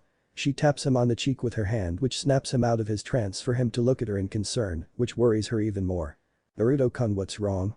You look so shocked and scared. Please, tell me. Hinata asked in concern. Naruto remained quiet, but a cough from the dragons got their attention. I believe we may answer why young Naruto is feeling so anxious in front of us. The blue one said with a smile. Hinata looked at them in worry, while Kurama looked ready to fight if necessary. The blue one's smile increased when the girl asked who they are. You see young Hinata, I am known as the Chronicler, one of the elder dragons. I am the watcher for all dragon kind. I have recorded the history of the dragon since its infancy to its present state. My fellow Draconian is Thorin. The dragon of energy, the sixth dragon king. Wait, if this Thorin is the sixth dragon king, that would make Acnologia the seventh dragon king. Just how many dragons were considered a dragon king only to be cut down by Naruto? Urza said. Well recorded there have been 7, but throughout time itself, even I cannot say as the dragons are immortal and a battle between two who are qualified for the spot fight to the death. Zeref said in remembrance. Really, so THT's why Igneel and Acnologia fought? Natsu asked. Zeref shook his head at that, no. Igneel was called the Fire Dragon King by simply being the strongest out of his fire-based brethren. He was unmatched in battle when it came to using his fire-based abilities. Zeref explained as best he could. Well, let me finish this last bit and it'll be done. Mava said with a shaken voice as she finished the sentence. And Naruto's, or should I say Acnologia's predecessor and surrogate father. The same father he killed with his own hands. What everyone shouted out in shock. He killed his own father, why just why? Natsu said, shaken to the core by what he heard. The silence that encompassed the room was deafening. Kurama and Hinata were looking between the dragons and Naruto in shock. Naruto killed his surrogate father. Why though? What would cause him to do such an act against the being who most likely raised him like a son? Power. Revenge. None of those matched with Naruto's beliefs or ideologies. But they had no idea how long it has been for Naruto after his execution. So it's possible that he changed to someone much more bitter and vengeful than his old self. However, any doubts were removed when they saw how the aforementioned blonde was taking the appearance of the two dragons. In layman's terms, Naruto was shaking like a frightened rabbit. They could tell Naruto was terrified of speaking with the former Dragon King, let alone being in the same room as him. Good, he should be scared. Gagiel grumbled out. I don't think it's fear of death, Gagiel. He's shaking out of pure fear at the sight of him. Levi spoke as she bit into cupcake number 19 and took a swing of coke. Gagiel took a second to look to the picture. What do you know, he is. He said with a couple blinks of his eyes. Speaking of Naruto, said blonde could not look at Thorin in the eye. He had disgraced the great legacy Thorin had left him with his actions during the Third Dragon Civil War. He spat on his ideals and his last wishes. That was why at the moment he had his head lowered in shame, not being able to look at Thorin directly. As far as he was concerned, he should not be king. WOW, he's laying it on thick, he didn't want to be king. Gildert said in surprise. Only those with a good heart deny the fact they don't want something and it makes them better for it. Mavis said with a smile. It does, doesn't it, Zeref whispered as Mavis leaned into his shoulder with gentle smile before he turned back to the book in hand. And yet, none of the dragons came after him to take the crown. Was it because he was the strongest or because the crystal still saw him worthy? But why though? He had done nothing to earn that title or its benefits. All he did was bring the dragon race to near extinction. Hell, all he has been doing for the last 400 years is destroy countless empires and civilizations. That much we can agree on, we have the book that lists his deeds. Warren said. I think you're missing the point here, Warren. Wakaba said he would rather listen to the story, but he needed to bring the kid's head back down to earth. Yeah, let's just listen to the story. Wendy agreed. Even if many were ruled by a tyrannical man or were followers of Zeref, he didn't just kill the king, he killed everything. Every man, woman, and child were eradicated by him. It was a literal genocide. He brought nothing but death, destruction, and annihilation to anything and anyone that came in his line of sight. All in the name of filling the empty void that had not closed in those 400 years.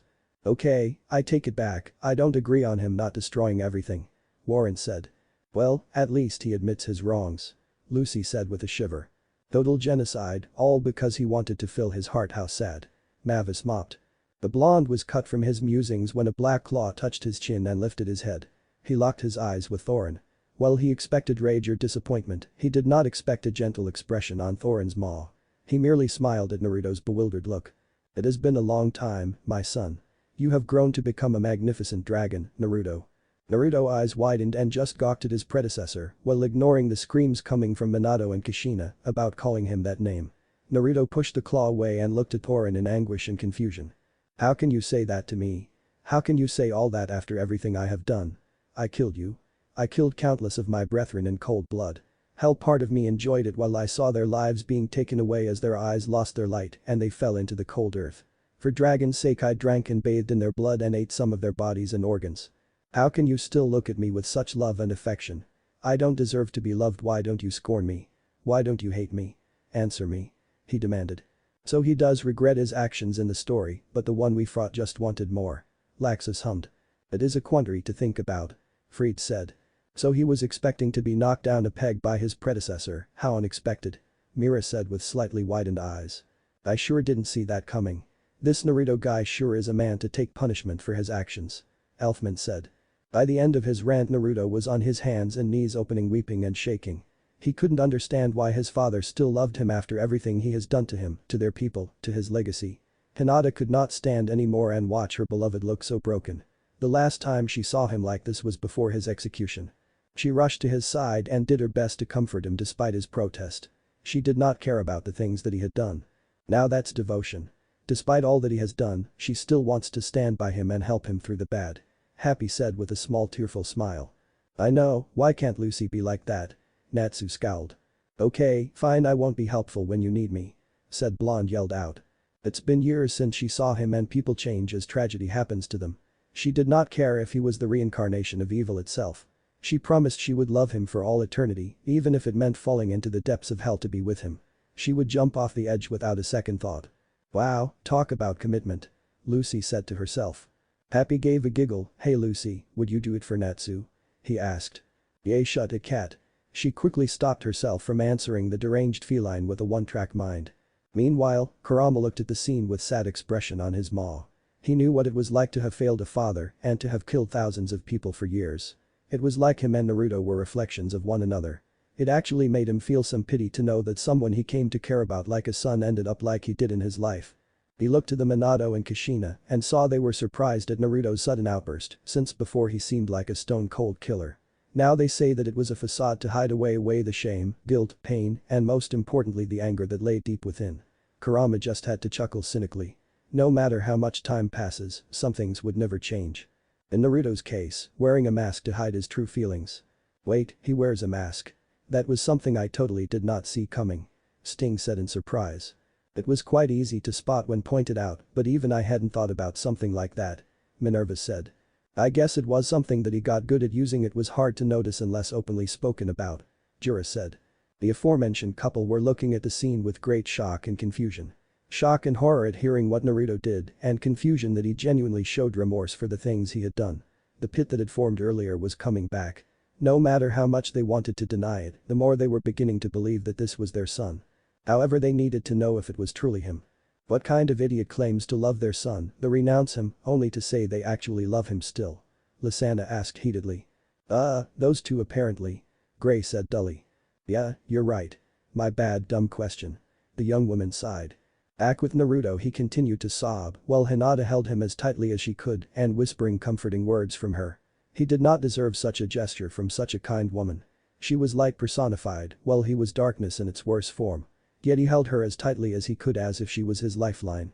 Oren looked down at his son in sadness. He knew that Naruto had suffered far worse than most dragons have suffered in all of their lifetimes combined. He knew that he had bottled all this anguish, but he needed to get back at business to help with the mission ahead. Oh yes, this I have to simply hear.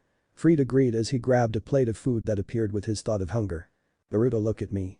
He said, and Naruto obeyed. What happened 400 years ago was a tragedy. A great tragedy indeed. However, it was unavoidable with how the war was going for both sides. Sadly, this is true. If that war hadn't broken out things would be different. Lucy sighed out. But if it hadn't happened then we would have never met. Natsu said, causing Lucy to smile. Yeah, and that was one of the upsides of that war. She agreed. Someone would have ended just like you and the same result would have occurred regardless of what you or anyone else did. None of the dragons blame you for what happened. Not me. Not the chronicler, nor the elementals or the other dragons. Didn't you ever wonder why none of them nor our allies do anything to stop you? They felt some responsibility for what happened to you and decided to leave you alone in your grief and ordered the remaining dragons to go into hiding. Now that you have calmed down to a reasonable level, the chronicler and his father decided to set this little meeting up and to give you something. Well, spit it out. I want to know what they want the man to do. Gagiel grumbled. Lily sighed, let the story progress Gagiel, we'll find out momentarily. He said to the man. Fine. What do they want to offer Naruto-kun? Hinata asked for him. Oren smiled at the girl before caressing her cheek with one of his claws. So you are the famous Hinata. Naruto would always speak about you for a very long time. I must say you as beautiful as he described. He would always talk about you most of the time, calling you his lavender queen or moon goddess. He especially talked all the time when your daughter asked him about you. I am glad I had a chance to meet my son's first mate. Wait, daughter? The two of them had a daughter? Ichiya questioned. I'm sure we discussed this a couple chapters ago, boss. Ren said. Yeah, let's just listen to the story. Hibiki said with a smile. Hinata was literally steaming red from what Thorin told her. Beautiful. Moon goddess. Lavender queen. How can Naruto swoon her over with such simple words? 'Cause he's a real man. Take a guess who said that. Will you stop it with the real man commentary? If I hear the words real man from you again, I'm gonna turn you stone for real. You shouldn't fight if you're gonna get married. Mira. Ni-chan. They only met after a few years and he can sweep off her feet so easily. She looked at Naruto and saw his eyes. She saw that he meant every word and that they were still true to him even now. She wanted to take him right then and there, but something Thorin said got her attention and caused her to look at the dragon in confusion. Oren-sama, what do you mean, daughter? Me and Naruto have no children. Oren smiled at his nickname, as did chronicler, Naruto and Kurama. Did you forget the time between Naruto and yourself before he was executed? Hinata blushed a deep red again and nodded, remembering her time with her beloved. Why yes. Now about this offer? She asked.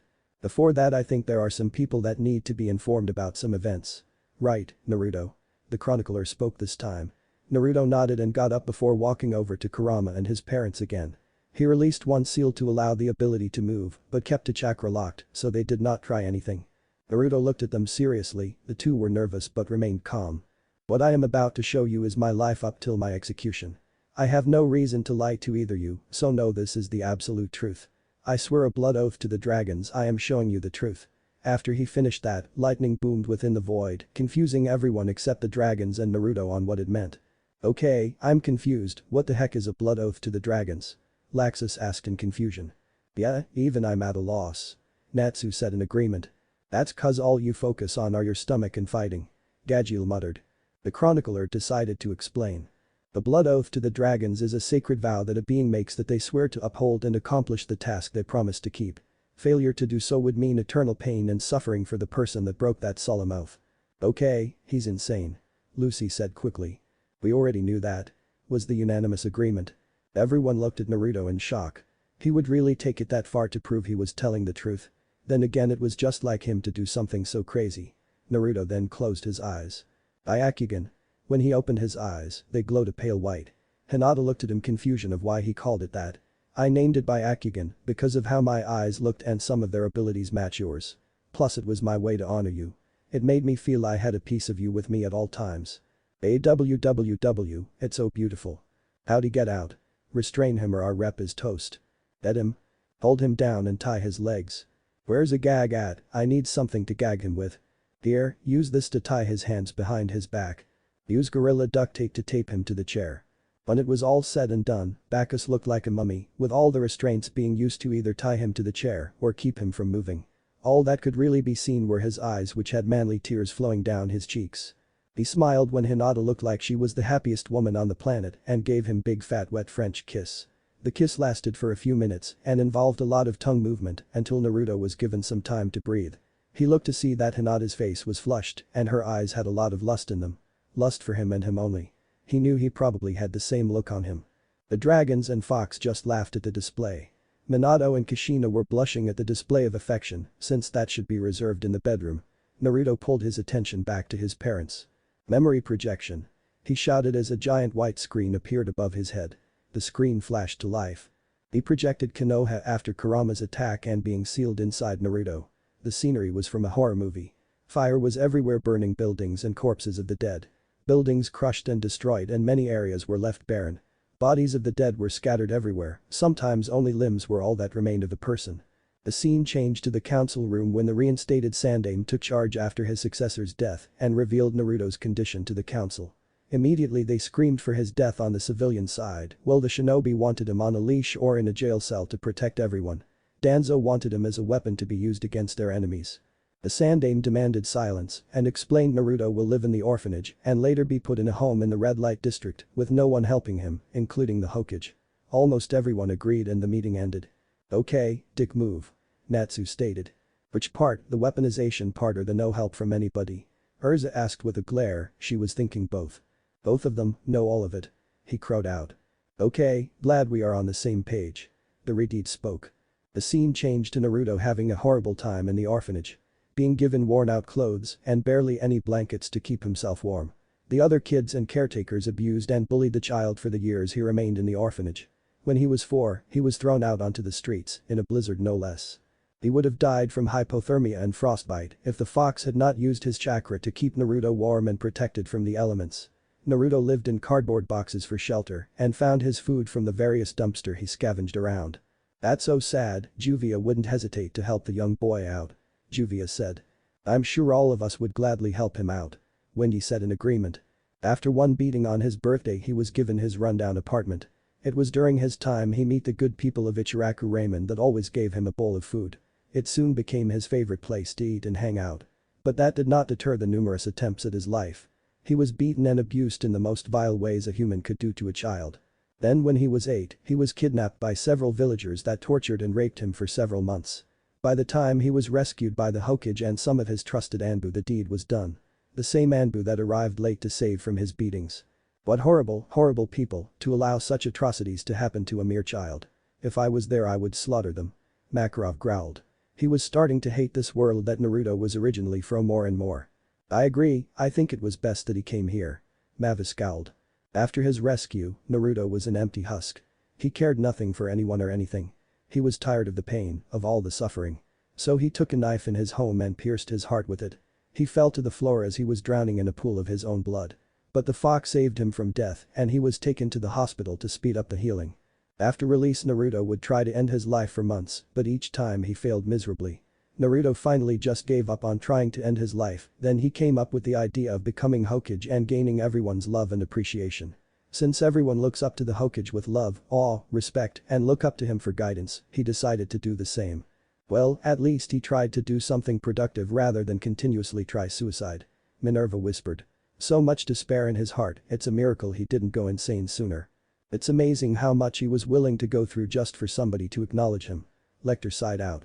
He entered the academy to become a ninja, but he quickly saw that his teachers did everything possible to sabotage his learning. Naruto decided to play pranks to get back at them and to vent out his hate on the village. Plus it was a good lesson in stealth and he managed to outrun the chunin, jonin, and Anbu chasing him for hours. He literally painted the village's monument in broad daylight in a neon orange jumpsuit and no one caught him until he was done. The day he failed for the 3rd time he was tricked into stealing the scroll of seals, which was a relic of the village. He mastered a forbidden technique from it in just a few hours. Bet he was good at sneaking around if he was able to paint a whole mountain in a kill me orange jumpsuit. Shelia giggled. Hey, I think it's cute. Lucy said. The technique was called the Shadow Clone Jutsu, which creates solid copies of the user. These copies were self-conscious and able to think for themselves, but usually acted identical to the original. The main thing was that anything they learn or experience goes to the original user after they are dispelled in a cloud of smoke. He used it to save the one teacher that cared about him and beat the other teacher that tricked him to stealing the scroll. He was put in a team with his crush Sakura Haruno and his emo rival Sasuke Uchiha. His teacher was a masked cyclops by the name of Kakashi Haddock. He was a lazy bum that always arrived 3 hours late and gave the worst exercises you could have ever heard. He gave lousy exercises and always focused on Sasuke. Sakura never cared and always fawned over Sasuke. She would always berate and hit Naruto whenever he tried to cheer her up or ask her out. Why would she do that if he's just trying to be nice? That is just so stupid. Mavis said in confusion. Fangirls, so pathetic. Urza growled. She had met her fair share of them.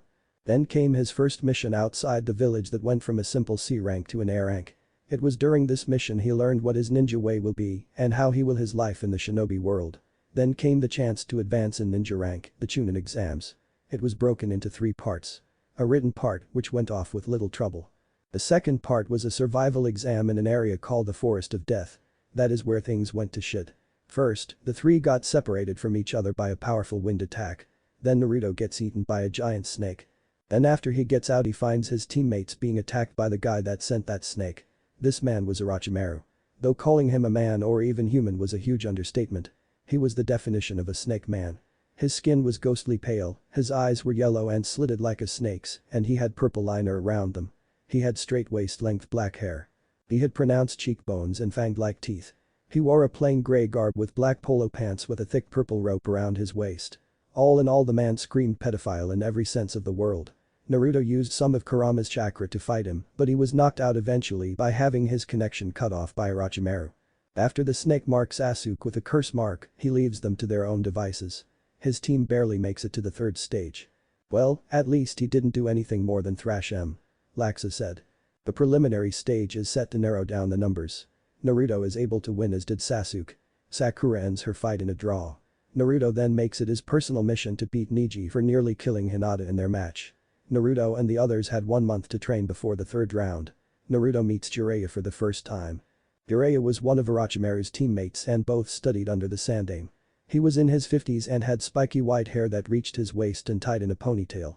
He wore green polo pants with a matching long-sleeved kimono-style shirt. Over the shirt he wore a red hiyori.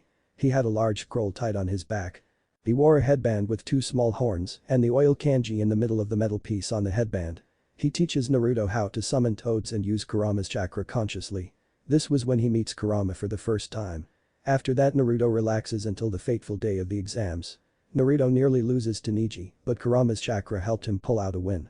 Hey, that's a good start. Natsu cheered loudly. Underdogs for the win. Happy cheered. Then during the last round, Orochimaru initiates an invasion he had been planning along with another village, Suna. Naruto ends up fighting Gaara, who had Kurama's youngest brother, Shukaku, inside him, but driven insane by the faulty seal that caused Gaara to have insomnia. Naruto was able to change Gaara's view on life, but many died in the aftermath of the invasion, including the Sandaime. Naruto and Jiraiya go to find the Sandaime's last student, Tsunade Senju. She is the greatest healer in all of the elemental nations and the strongest female ninja. She was in her 50s like her teammates, but looked to be in her 20s because of a special technique. She had pale blonde hair tied into 2 ponytails behind her. She had brown eyes and a violet jewel on her forehead. She wore a dark gray kimono-style vest, blue pants, black kunoichi heels, and a green jacket over her vest.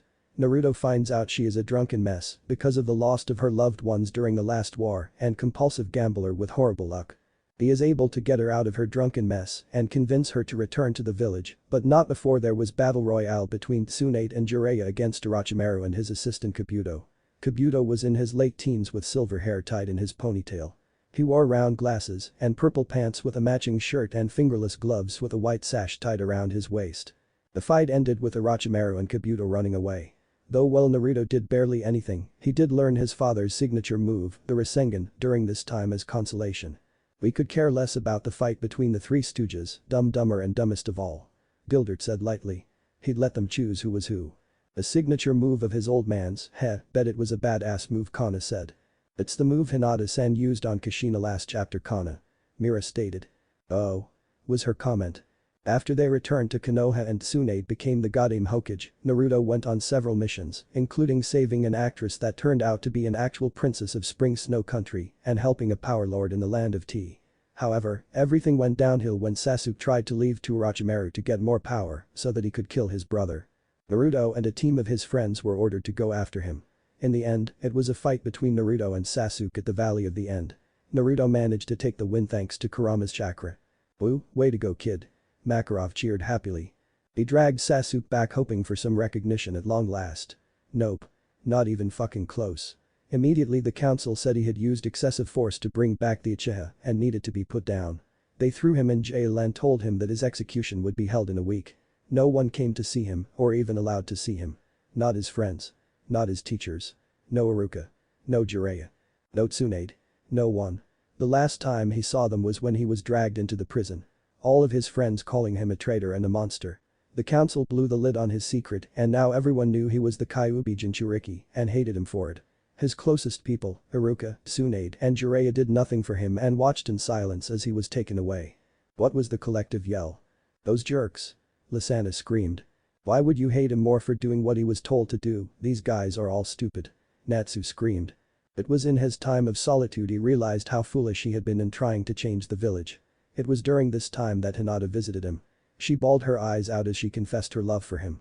She managed to find a way into the prison and had one night of beautiful love-filled passion with him. Minato, Kushina and Hinata blush at this and Kurama helps Naruto have one thing to remember her by. He also gives Naruto his power since he has been the only one worthy of his power. He also reveals Naruto's heritage to him, which was the start of his hatred for his parents and his desire to destroy Konoha. I'd let him out just so he would do it regardless if he was gonna be killed. Jura scowled at the screen. No argument there, Jura-san. Lecter nodded in agreement. On the day of his execution, the entire village came out to see it except Hinata and the Ichirakus. Naruto was killed by being set on fire. But he did not scream, he laughed. A bone-chilling laugh that filled the air and scared the shit out of everyone.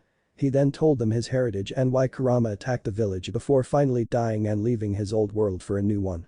Well, good riddance to them all, I say. Minerva said. Best to wash the hands of such unmanly idiots.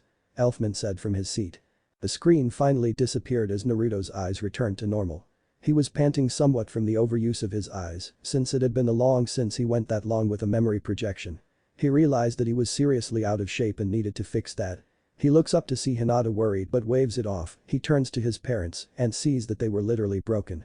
Both were crying, their eyes slamming their fists to the ground, cursing everyone and wishing that they just let Kurama destroy the village if this was what awaited their son. They cursed the Uchiha that released Kurama and turned him on the village. They cursed Sasuke for being the final nail to end Naruto's life. They cursed Tsunade, Jiraiya, Kakashi, and the Sandaime for not helping their son enough. They cursed the entire village to the pits of hells, and most of all they cursed themselves for damning their son. They had foolishly believed that their son would be loved by everyone and would be seen as a hero by all. What fucking idiots they had been. Their stupid, naive idealism cost their son not only a childhood, but a life in general. The question that continued to plague their minds was why? Why did the people they trusted with their lives did not do the same for their own flesh and blood? Did they just pretend to care about them and showed their true colors to Naruto? Was this really what they gave their lives for? They saved their village for their son to be beaten and killed. To be turned into a monster worse than the Kyuubi. Well, look who gets a picture. Kana snorted sarcastically. They were cut from their musings when Naruto began to speak. I have shown you the truth of my upbringing and now I have something to say. Something that has been long overdue. You two have caused me a great deal of misery in my existence. Whether it was indirectly or involuntarily, the fact remains is you made my childhood a living hell. But I should thank you since I was given a father in the form of Kurama and Thorin, Minato flinches, and a mother in Thorin's queen, Saphira, Kushina flinches. After everything that's happened to me, I can honestly say without remorse that I hate both of you. I hate you so much that it burns my very being. Even though you now feel remorse for your mistakes, it does not change anything for me. I will not forget what you did nor could I ever forgive you for the harm you've caused me. Minato and Kushina were crushed by his words but knew he was telling the truth. They did not deserve his forgiveness. They could not believe it could get worse. They were so wrong. That is why I hereby renounce both of you as my parents. I am officially disowning both of you from my very existence. You have caused me too much pain to ever accept either of you as my parents. Not now and possibly for the rest of my natural existence. Tell it to M. Kid. Gildert said with a clenched fist pump at his hip. The aforementioned duo felt their entire world shatter. Their own son had renounced them. He said he sees two dragons and the Kyuubi of all beings as his parents more than the two of them. They couldn't blame him though. They failed miserably as parents. All they gave him was a burden he was too young to understand or bear and left with people that wanted him dead. They hung their heads low as new waves of tears came to their eyes. We fucked up so bad. Was their collective thought as they wept once more for the new wound in their hearts. Hinata and the others looked at the scene with a sense of pity. Well, more on the dragon's part than the former two. Both Kurama and Hinata thought they getting off a little too easy. Hinata especially thought they should be feeling a lot more pain than this, but part of her did feel some pain for the two. After all, if it weren't for these two, Naruto would not exist today, so they did at least one good thing before they screwed it all up. Kurama was in a similar position since he knew it would be a long time before Naruto ever lets go of his hatred for them if he ever does. He just hopes it's not at the end of his life again. Thorin was next to speak after a period of silence. Naruto turned to his mentor. I believe you and the other two should listen to what both Hinata has to say to you about the elemental nations after your abrupt end. This should be interesting. Mira said. Man, to hear the experiences of another dearly departed loved one is such a magnificent perfume. Ichiya hummed delight. Naruto turned to the girl in question along with anyone else in the room. Hinata sighed before she began recounting her tale. Well, after your execution, things got really bad for Konoha. When word got out that the village abused and executed the only son of the Yondaime, a lot of people were not happy. The village was split in two because of it. Those that felt guilty, a bit late for that in Naruto's mind, and those who did not care. The Kazekage, Gaara, the Spring Daimyo, Koyuki, the Waterfall Leader, Shibuki, the Land of Tea Leader Jiracho, the entirety of Wave, cut all ties with Konoha. They were all disgusted with not only your upbringing, but also that you were executed for doing your job. I would have simply let them rot and leave them to their own devices. Let trouble sleep where trouble lies. Sting snorted. Definitely. Rogue said. The fire daimyo had to march down to the village after nearly drowning in angry letters from all the different countries that dissolved their treaty with us. He really let all of them have it as he ranted on them for their stupidity. Shoot, if this daimyo is anything like a lord or king, then I would have marched a whole army down there and wiped them out with no chance of escape. Lecter commented. Bro think so too.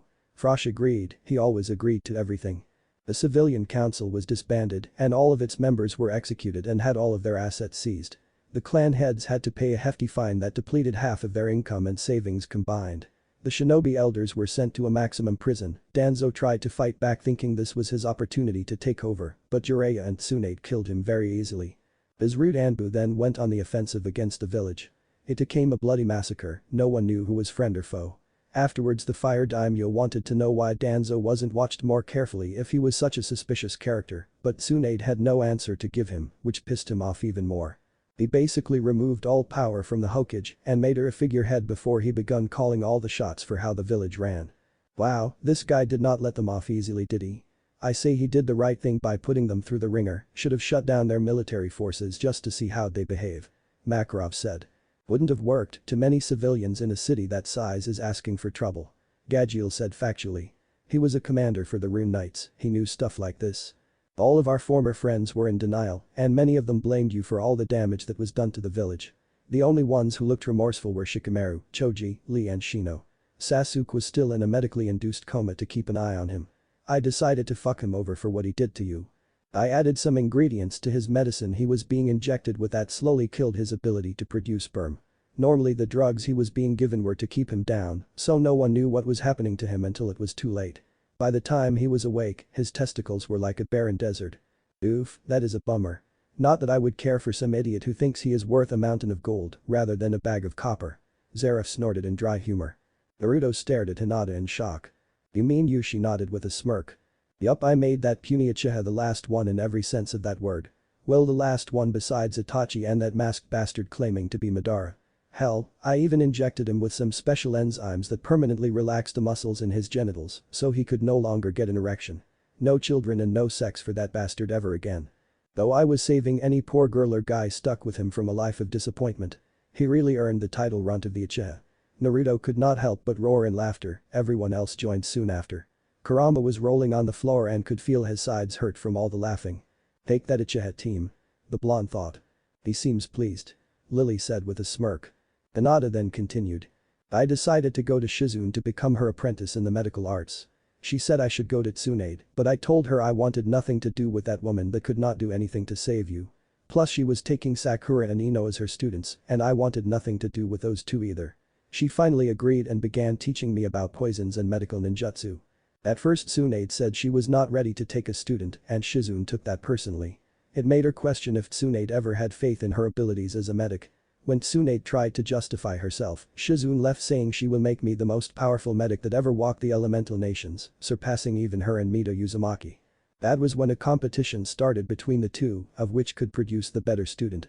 It was also the start of their relationship deteriorating from that competition. Shame, I would have thought they would compete over something less idiotic, such as making a better student. Urza said with a sigh.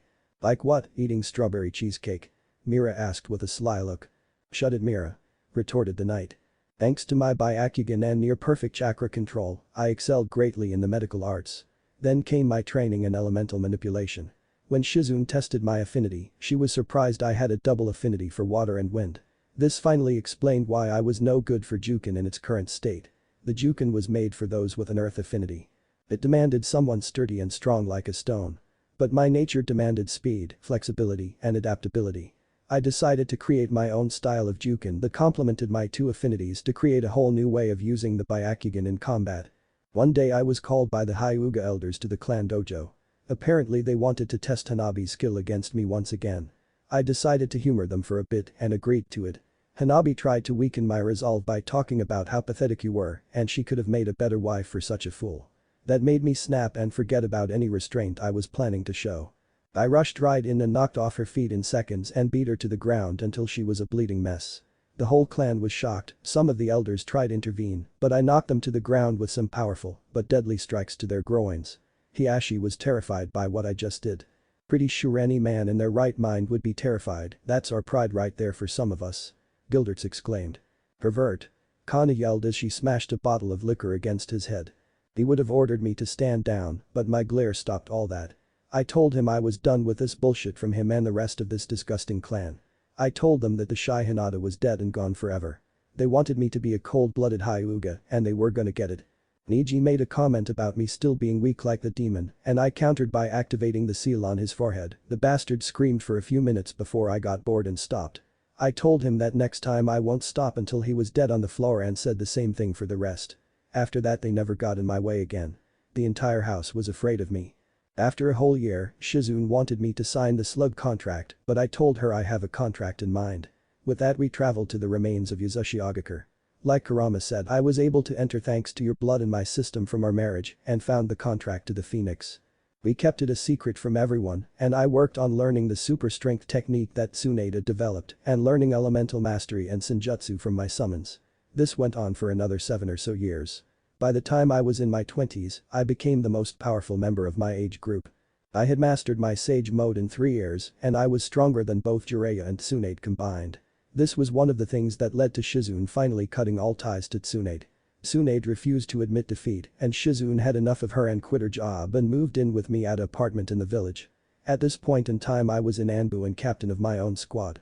Gumo and Iwa had joined with Odo to invade Konoha once again. During the last battle in the second invasion I fought Sasuke after he left for Orochimaru again years earlier. He proclaimed the same bullshit from before. Talking about killing of all Konoha and then going after his brother before he would revive his clan. He said was gonna make sure I was gonna be one of his wives as a way to stick to you in the afterlife. I beat the little bastard to the ground without too much trouble since he overestimated his power far too much. His curse mark form proved to be troublesome, but I handled it easily. I ended up beating the little bastard to the ground before I smashed his face into a million. Should have smashed it more than a million. Lisana scowled. She did not like the Uchiha at all. My, so testy Lisana. Mira smiled. Believe me, I am nowhere near testy. She responded to her sister. Jiraiya, Tsunade, Kakashi, and Guy fought Orochimaru, the Sandaime Tsuchikage, and the Yondaime Reikage. I fought against their Jinchuriki later on in the invasion. I was being pushed to my limits even with my Sage mode. But then I unlocked this purple chakra. The chakra of Himura Otsutsuki. It gave me the edge I desperately needed. I used my new power combined with Sage mode to fight off their Biju forms and I managed to free the tailed beasts and send them back to the summoning realm, but before I took a sample of their chakras for the final plan we concocted. Something that pissed off the cages of the enemy alliance. Without their Biju they were forced to retreat, but they were not done. They hired the Akatsuki to destroy the leaf and get back at me. Itachi especially wanted my head for killing Sasuke. The leaf knew it would not win easily and managed to convince Suna, Taka, Spring, and Kiri to help in the war. The daimyo even sent an army of his elite samurai. I bet that rolled over rather well since you have several different countries gunning for you. Lecter said with a smile. That was some siege, must have been devastating. Mava said. Then the third invasion occurred about 6 months later. The battle between the two forces was bloody and destructive. I fought Itachi, Pain, and Konan at the same time. I managed to kill Konan and Itachi, but I was nearly drained. Pain saw this and would have killed me if Shizune had not jumped in and took the blow for me. When I saw my master die in front of me I snapped.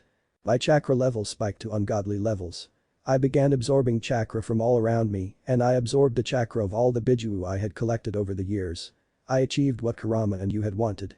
I gained a third eye on my head. The Rin Sharingan. He was right, I was the reincarnation of Kagaya Otsutsuki. I had the power of the literal mother of all chakra. Pain stood no chance against me and I defeated him after a long fight. I destroyed his eyes so one could ever use them again. I appeared over the enemy leaders and both sides were shocked at my new appearance. The enemy cages would not stand down and told Madara to make his move. Madara appeared in the same clothes as he did when he tried to take Kurama. That same vile orange mask pissed me off to no end. He used to the Edo Tensei to revive the previous Jinchuriki along with an army of shinobi from Legends. Some of these guys included the 7 swordsmen of the mist, bloodline wielders, my mother, and the Uchiha clan.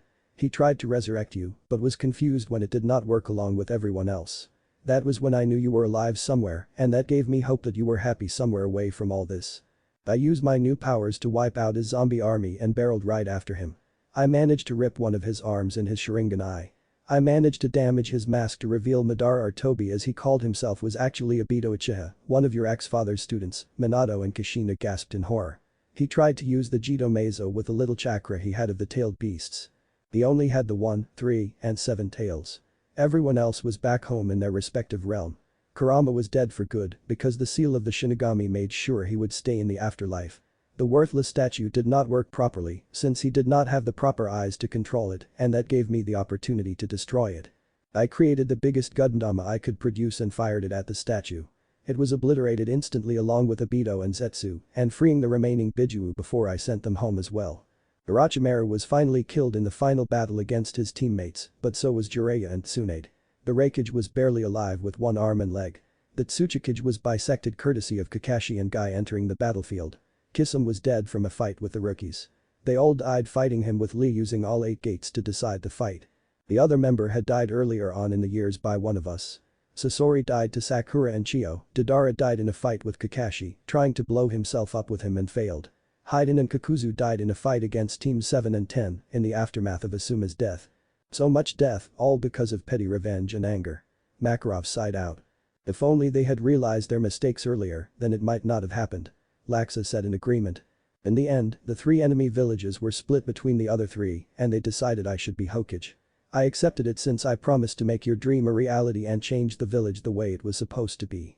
I even changed my name to Hinata Uzumaki because you were the only man that would ever touch me in my life. I changed the Hokage monument to have Hashirama, Tobirama, you, and myself on it. I explained that the first 2 Hokage should honored for building the village. You inspired me to become who I became, and that you were the true hero of the war.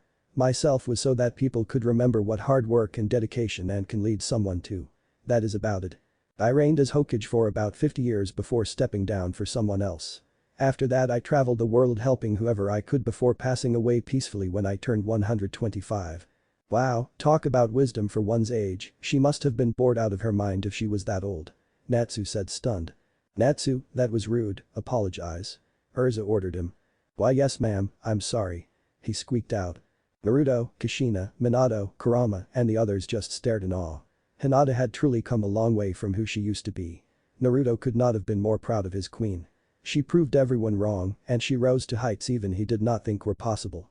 He ran up to her, giving a passionate kiss before grabbing her by the waist and spinning her around. You are amazing, my queen. You passed even my wild expectations. You truly are magnificent, just like I said you would be. Hinata just laughed and gave him a kiss that he returned with equal passion. The dragons let the couple enjoy their moment before speaking again. Naruto, as you can see, your mate grew to become a very powerful warrior. You were her symbol of strength and what helped her motivate herself to grow stronger than anyone else in her world could ever imagine. Naruto frowned before setting Hinata down before looking at Thorin. The person that motivated her was Naruto Uzumaki. I have not been that person in a very long time. I am acnologia. I am no longer be the person she ouch. Naruto was cut off from his rant when Hinata smacked him over the head.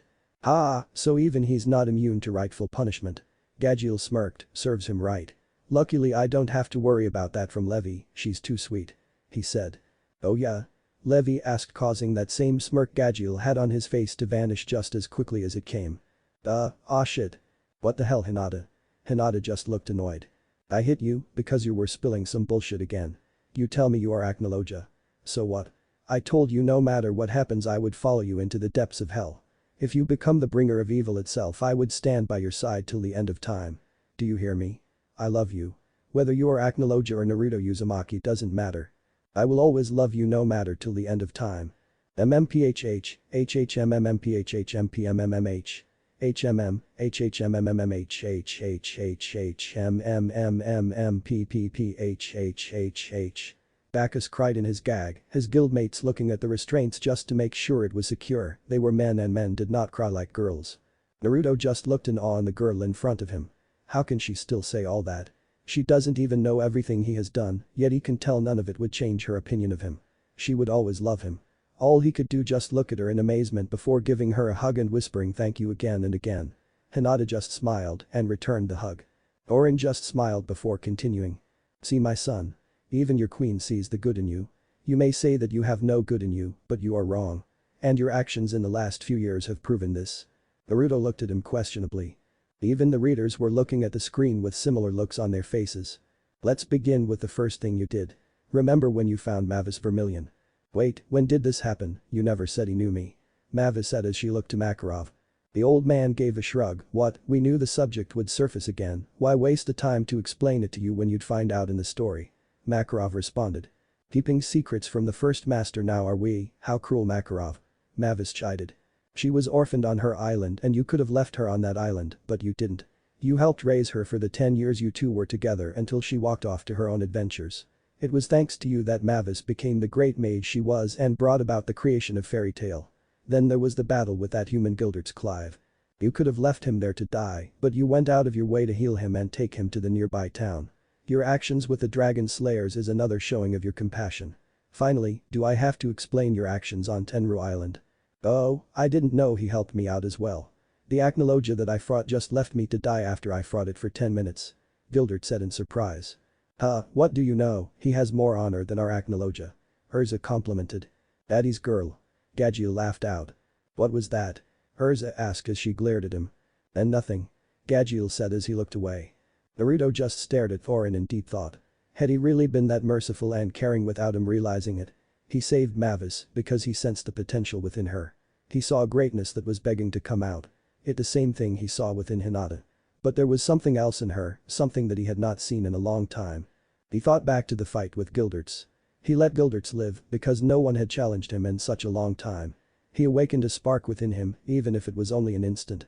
He let him live because he wanted to see if the human could become stronger from this encounter. Dick move man, Dick move. Gilderts grumbled. Oh so what, he awakened the beast. That was just great. Tenru? He did not even need to remember. Those humans entertained him. Plain and simple. He saw the potential in those humans and tested them for that reason. Plus, his daughter was part of the guild, so he had to show some restraint. Which one? If I didn't know better I would say he knew of one but thought something happened to the other. Wendy said in thought. Maybe, it seems possible. Levi thought in agreement. She was one of the Dragon Slayers he checked on from time to time. Okay, so it was me. I didn't think of that possibility. Wendy said in a bit of surprise as her other self's picture appeared along with Naruto's own and showed the similarities between them. It wasn't much of a difference in her appearance, but they were there when they were pointed out. It's not that different than the current you, but I can see that the other version of you has his eye shape as well as his nose. The skin tone must be from your mother as well as the hair. I can't see where the eyes came from those. I'm at a loss as to why they are brown. Maybe a grandparent or something. Mavis said as the pictures of all 4 grandparents appeared and then were promptly crossed out as a viable option for her different looks. Never mind then. She sighed out, she was totally stumped at that one. He felt an obligation to do this since he had a debt to repay to the dragons. The one he watched the most was his daughter for obvious reasons. She was his flesh and blood and unfortunately was the youngest of the children to become a Dragon Slayer. She was only 5 when Grandini left like the other dragons did. He even made small talk with her as she grew up in Kate's shelter. So I know him, but not all that well. That's strangely satisfying. Wendy said to herself. Well, at least he tried to be there for you. Natsu said kindly. Part of him wondered why she became so attached to him after just a few visits. Did she know about him? Who he really was? It would explain why when he arrived on Tenru she was not scared like the rest. She was confused, but also happy. She was happy that the first thing he does when they meet again is attack and not give any explanation. His daughter was really weird. Just like her mother he supposed. That caused most of the readers to laugh at the commentary as the blue-haired girl blushed in embarrassment. Hinata then looked at Thorin with curiosity in her eyes. Thorin-sama. Can you show me an image of my daughter? I would like to see how she has grown up. Thorin just smiled before turning to the chronicler that projected an image of her daughter. Hinata immediately squealed at how adorable her daughter looked. Even Kushina had hearts in her eyes. Hinata looked back to her beloved with stars in her eyes. What's her name, Naruto-kun? She asked. Wendy. Wendy Marvell. Wendy. Like the wind. A fitting name. She's beautiful Naruto. She is our daughter, of course she would be beautiful. Wendy was almost like a lobster with how bright her face was, it was amazing she hadn't blushed into flames due to it. The others simply laughed at ours expense.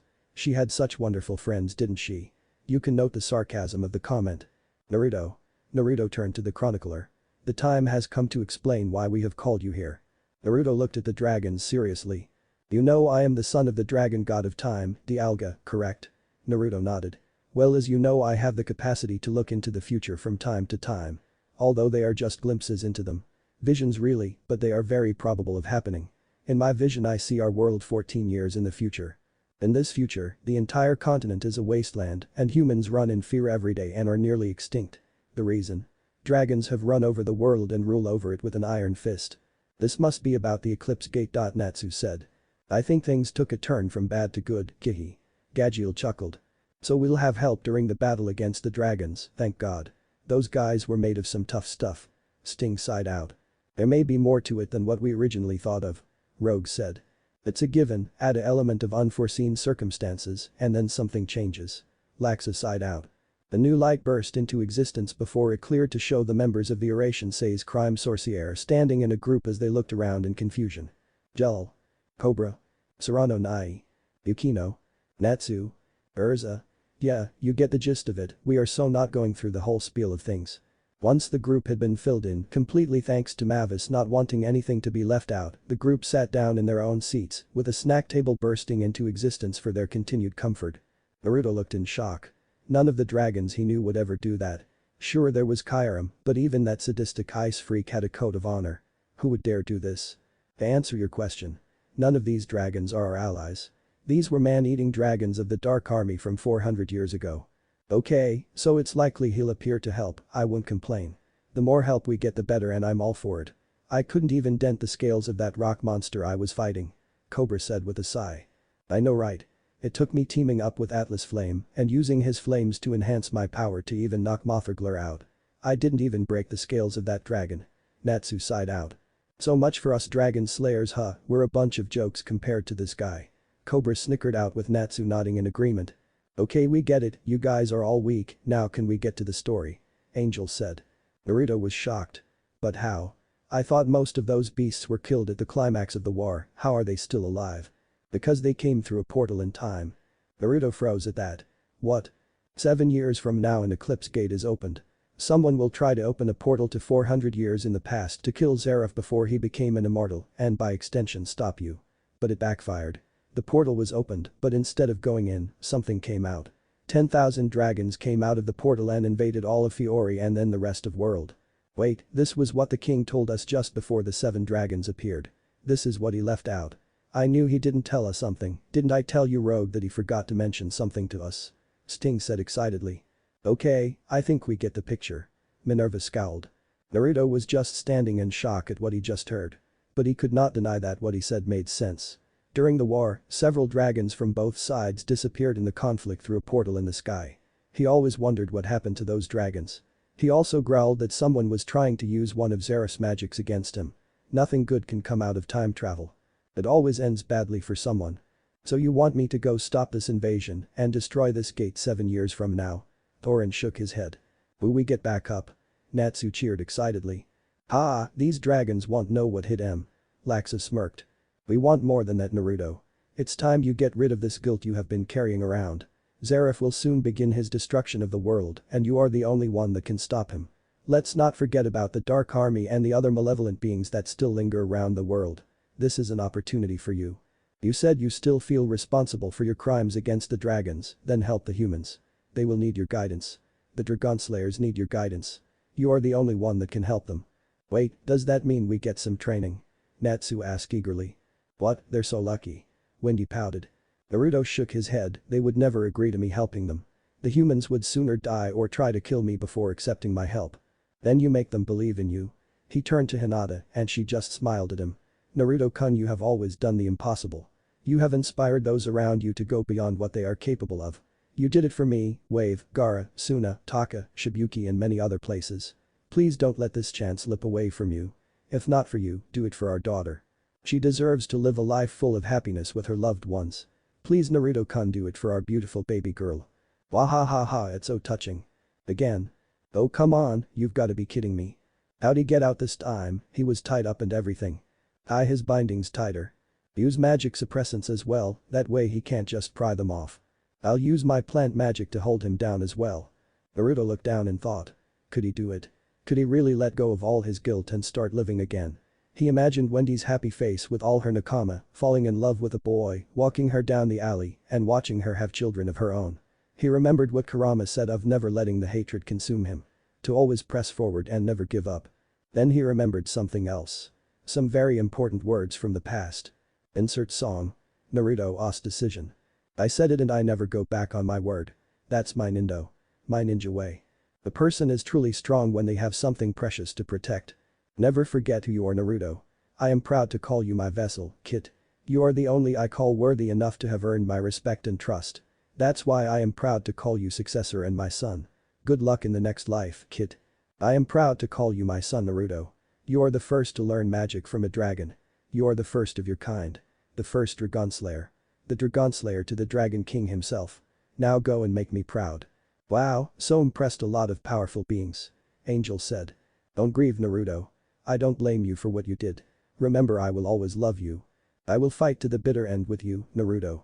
Because I love you. I love you just as much as Anna does. You two complete me.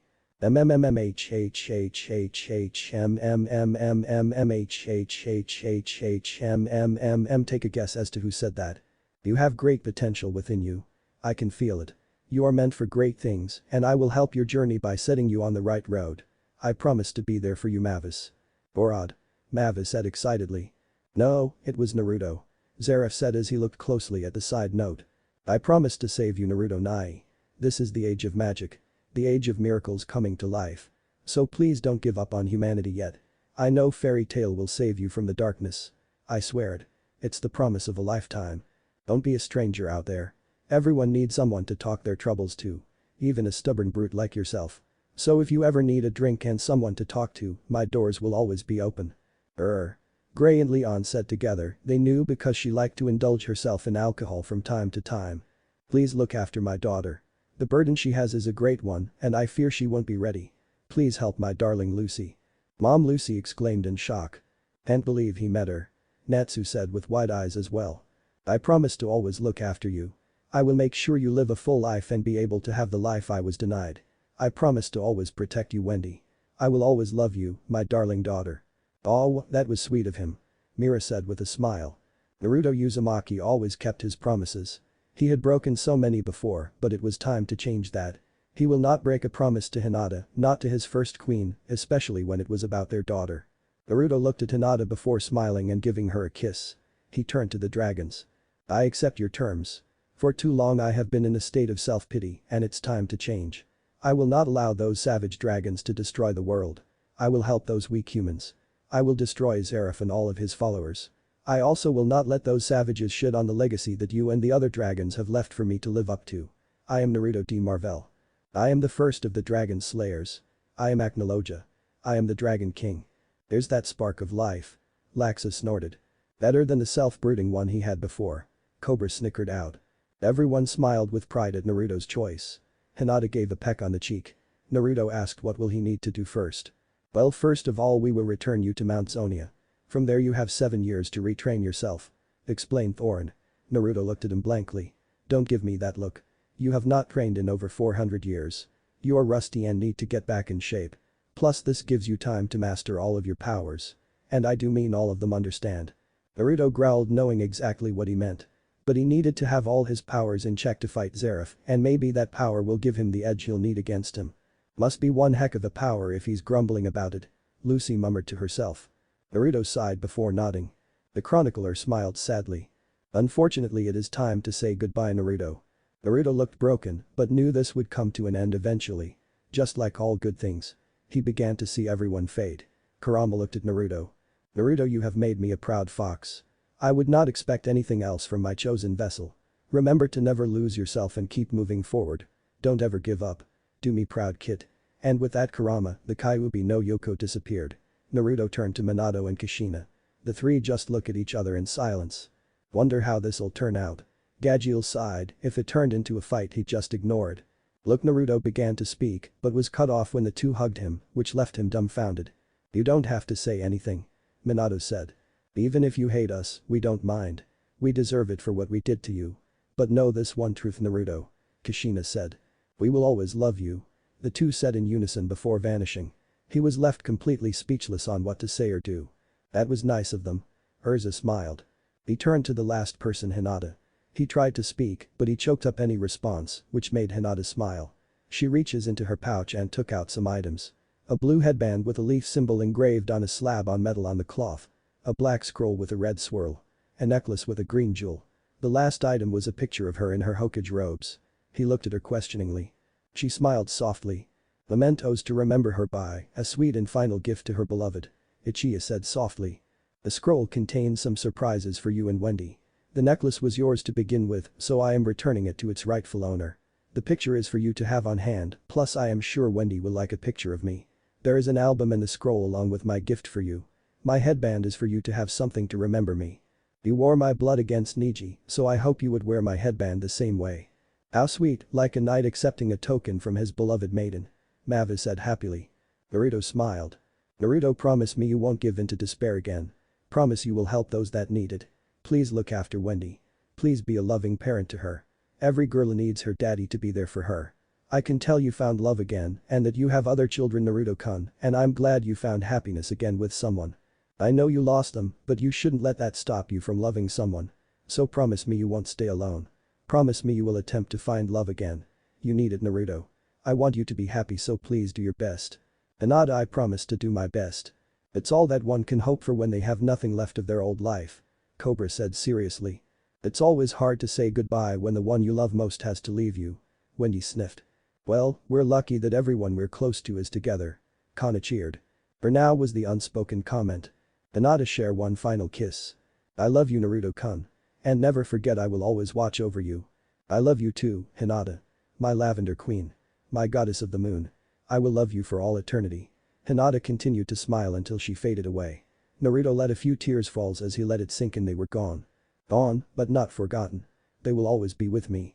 He thought. He turned to the dragons. End of theme. Thank you, chronicler. The Aqua Dragon smiled.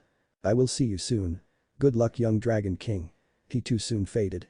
Naruto, remember, no matter what, I will always be with you along with the other kings guiding you.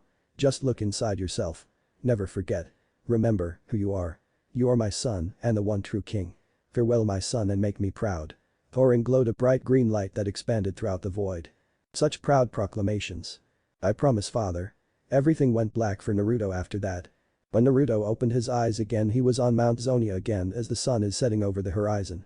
He sees in his hands the gifts Hinata left him with.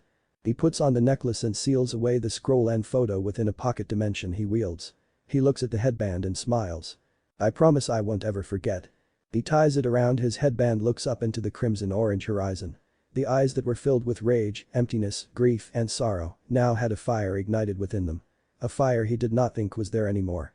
Acnologia was Naruto de Marvel once again. And this time nothing was going to stop him. And that is the end of the chapter. Who's next? Zeref asked. Urza raised her hand. I'll take it. She said as she grasped the book from him, life for it to shoot out of her hand and smack Cobra in his face. Ow, that freaking hurt. He yelled out. Looks like we have our next reader, man. Ichiya said. And it is now chapter 4, enjoy to your heart's content. Cobra grumbled in frustration as he picked up the book and glared at it. Of course it just had to be me. I honestly hope this is the last time I have to pick up a damn book if this is what happens. He growled at it. Opening the book, he cleared his throat as he begun to read. Catching up with the fairies. 7 years. Okay, so it's after we got back to the guild hall. Natsu nodded his head. Okay, I can get behind that, no muss no fuss I say. Kana agreed.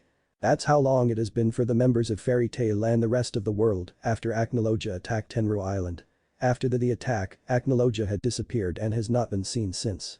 The core members of Fairy Tail that were on the island survived the attack, but there was a price. You see, the reason they survived Acnologia's attack was because their feelings for one another had activated one of Fairy Tail's great spells, Fairy Sphere. This sphere protected the group from the Dragon King's assault. The power of the sphere depends on the bonds of the members. The stronger the bond, the stronger the shield is made. Yeah, we figured that was what happened. Never really delved too deep into how it all really worked. It's also how we beat our Acnologia. Gildert sighed. A for Fairy Sphere. Makarov sighed out.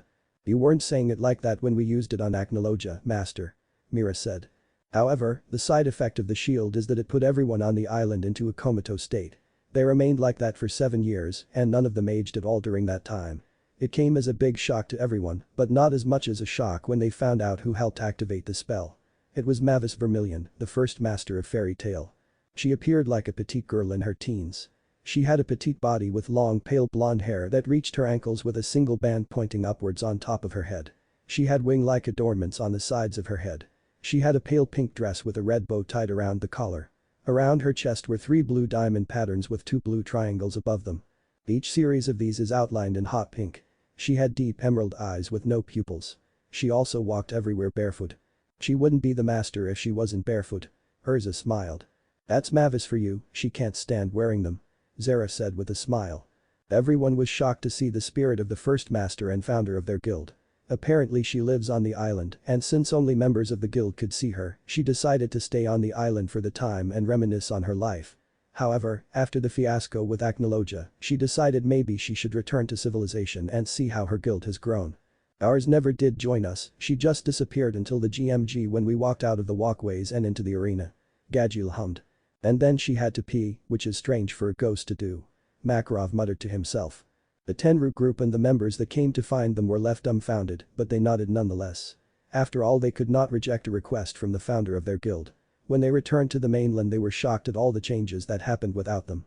Biska and Alzak had finally gotten together. They even got married and had a daughter, Asuka. It came as big surprise since everyone knew they had the hots for one another, but too shy to openly admit it to one another. Urza seemed the most shocked by this, much to the confusion of the couple. I wanted to be at the wedding. Urza wept. Yeah, for the cheesecake. Gray said. Even when we were slaves, she doted on that stuff like it was some holy meal. Jelal said, causing Urza to squeak in embarrassment. The next shocking news that came to them was their ranking in Fiori. Now that was a bummer, all our prestige, gone in an instant. Natsu cried. I'm just GLD to have been in prison so I wouldn't have to hear your whining. Cobra said snidely. Hey. Natsu yelled. They had dropped from being number 1 to becoming the weakest guild in the country. Macau Combolt was forced to become Fairy Tail's 4th master. They had lost numerous job requests and their guild hall. But with everyone from Tenru Island back, they had hope again. Hope that they could rise up and become number 1 in Fiori again. After a few days of celebrating and catching up, the entire guild came to a realization. They were completely broke and they needed cash fast. Makarov Dreyer, the 3rd master of Fairy Tail, decided that for the guild to rise again, they needed a new leader. Makarov was in his late 80s. He had led Fairy Tail for over 40 years and decided it was time for him to step down. He decided to nominate Gildertz Clive, the guild's ace, as the 5th master of Fairy Tail. Yeah, and that worked out just perfectly. Makarov grumbled. Oh, don't be like that, master, you will always be perfect for the job. Gildertz said with a smile. Yeah, well, I'm tired of it, all the paperwork you brats leave me is gonna kill me one these days. Makarov cried. Gildertz's first action as master was to reinstate Laxus Dreyer, Makarov's grandson, as a member of the guild. Laxus was in his early 20s and had a very muscular build. He had short spiky blonde hair. His eyes were a deep green and he had a lightning bolt scar over his right eye. He wore a black vest with grey fur around the collar of the vest and at the sleeves. He wore blood red jeans and black shoes. This news was celebrated by everyone in the guild, but Makarov was just annoyed by this. Still am, he pulled a fast one, I have to admit. Makarov grumbled. Angel shrugged, if he wasn't part of your guild, a lot of us wouldn't be here right now, old timer. She told the short elder. Yeah, I know. Said elder grumbled to himself. Laxus was originally a member of the guild, but he was excommunicated after he tried to take over the guild for his own selfish ambitions. He didn't return until the fight between Fairy Tail and Grimoire Heart, a dark guild, occurred on Tenru Island. Gildert's next move, hilariously enough, was to nominate Makarov as the 6th master. Everyone agreed without hesitation, much to Makarov's shock and horror. Gildertz explained that he was not cut out for being master.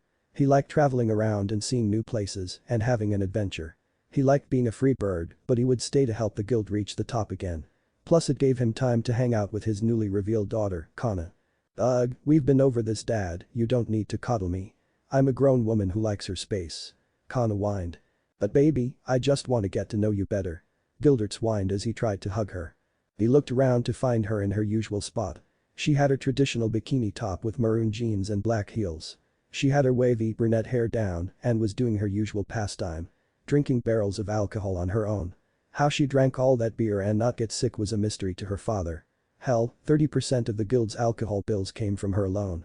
But the man did love his daughter to death, a little too much in Kana's eyes, since he kept being a little too clingy for her own comfort. Though everyone else was enjoying the banter between the two. Everyone overall was enjoying their time together again. Well, everyone except for one.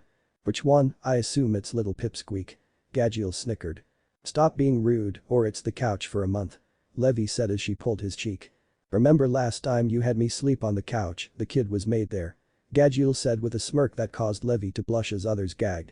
We did not need to know that. Lucy said blankly. She sat at one of the tables to the far end of the guild. She was a petite girl in her early teen years. Her straight dark blue hair was hanging down to her waist. She was wearing a flowing green dress with a diamond pattern and wore ankle-tied sandals. Her dark brown eyes stared at the heart-shaped red jewel around her neck in deep wonder. This was Wendy Marvell. The Sky Dragon Slayer and the biological daughter of Acnologia. Something that only a select number of people knew about. This select number of people included the girl herself. Okay, so I knew he was my dad. Wendy hummed to herself. Maybe because he kept coming around as often as he did helped you remember his scent. Natsu offered. Maybe, but I can't be too sure. She said. She had found out during her younger years when he used to visit her on occasion. The last time she saw him was nearly a year before she joined Fairy Tail. That's why she was not scared when he appeared on Tenru Island. Shocked and amazed at his appearance and power. Yes. Scared and petrified. Not even close. Wendy couldn't help her snicker. That was an absolute lie for when she saw the Dragon of Apocalypse. She had been horrified by him. Well, until she helped beat the beast that is. The reason she knew that was her father was because of the jewel around her neck. Jewel? Lucy asked. Since when did she wear jewelry? Natsu asked. I don't wear jewelry, Natsu-san.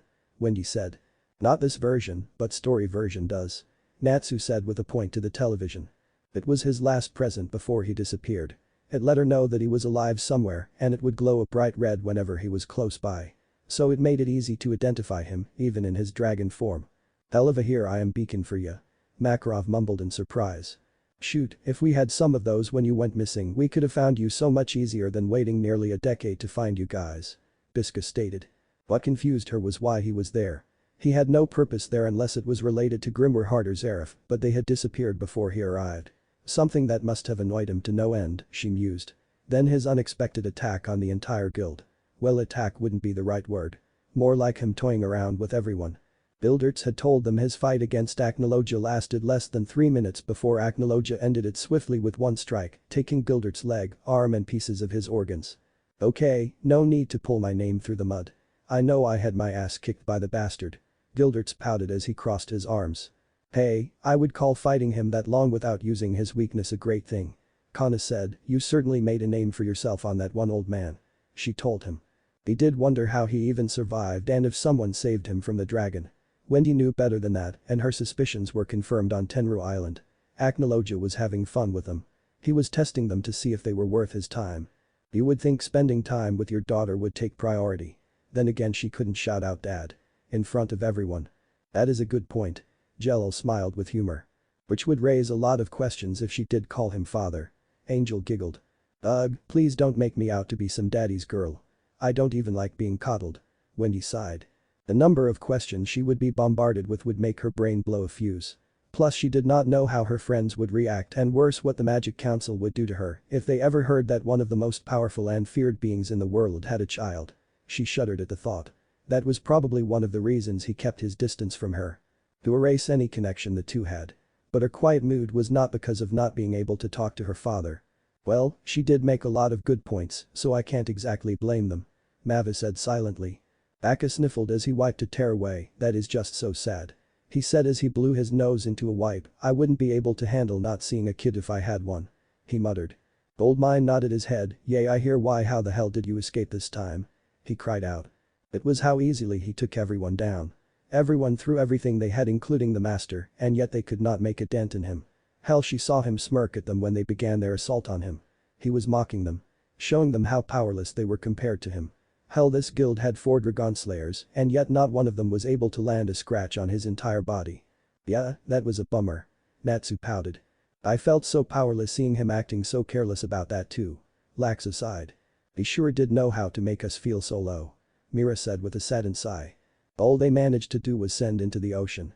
Something that did nothing to him and he seemed even more entertained than before.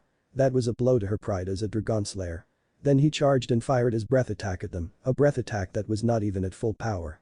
The only reason they got out with little damage was thanks to Master Mavis and Fairy Sphere activating. What utter and complete bullshit.